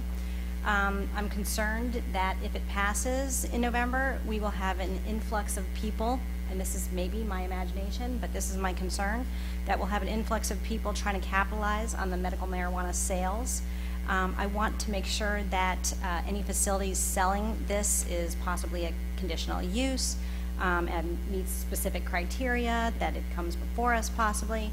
I'm not sure what the criteria could or should be, but I would like an opportunity to discuss this further with staff and give them an opportunity to obviously look into it prior to the November election. Therefore, if council is in agreement, I would like staff to research this and come up with some suggestions, hopefully by December, which is... I don't know that I want to spend money having Max and redo it. I mean, if this thing does happen, the state's going to come out with certain requirements, how it's going to be distributed and so forth. No, Occasions of selling. the state will have to promulgate rules.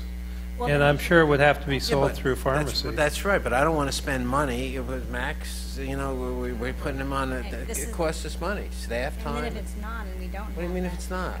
If the state If doesn't the, have specific guidelines. but as you're where- not going to pass something November, whatever, and then the next day, people open up a marijuana store. That just doesn't, it can't happen. This is medical marijuana. It's Yeah. not. Yeah, it's going to have to require a prescription. Yeah. Right. Yeah, but you can still grow it. You can still have grow houses. No, you no, still you have to sell it. can't. You can't. You just can't. As I understand it, you can't just grow it. There's companies you have to get licensing and so, just like any drugs. I agree with that with the growing part, but there's also sales of it too. So that would be a pharmacy. I don't. that I would don't. be, I just want to wait until. the use of where it's going to be sold is my concern.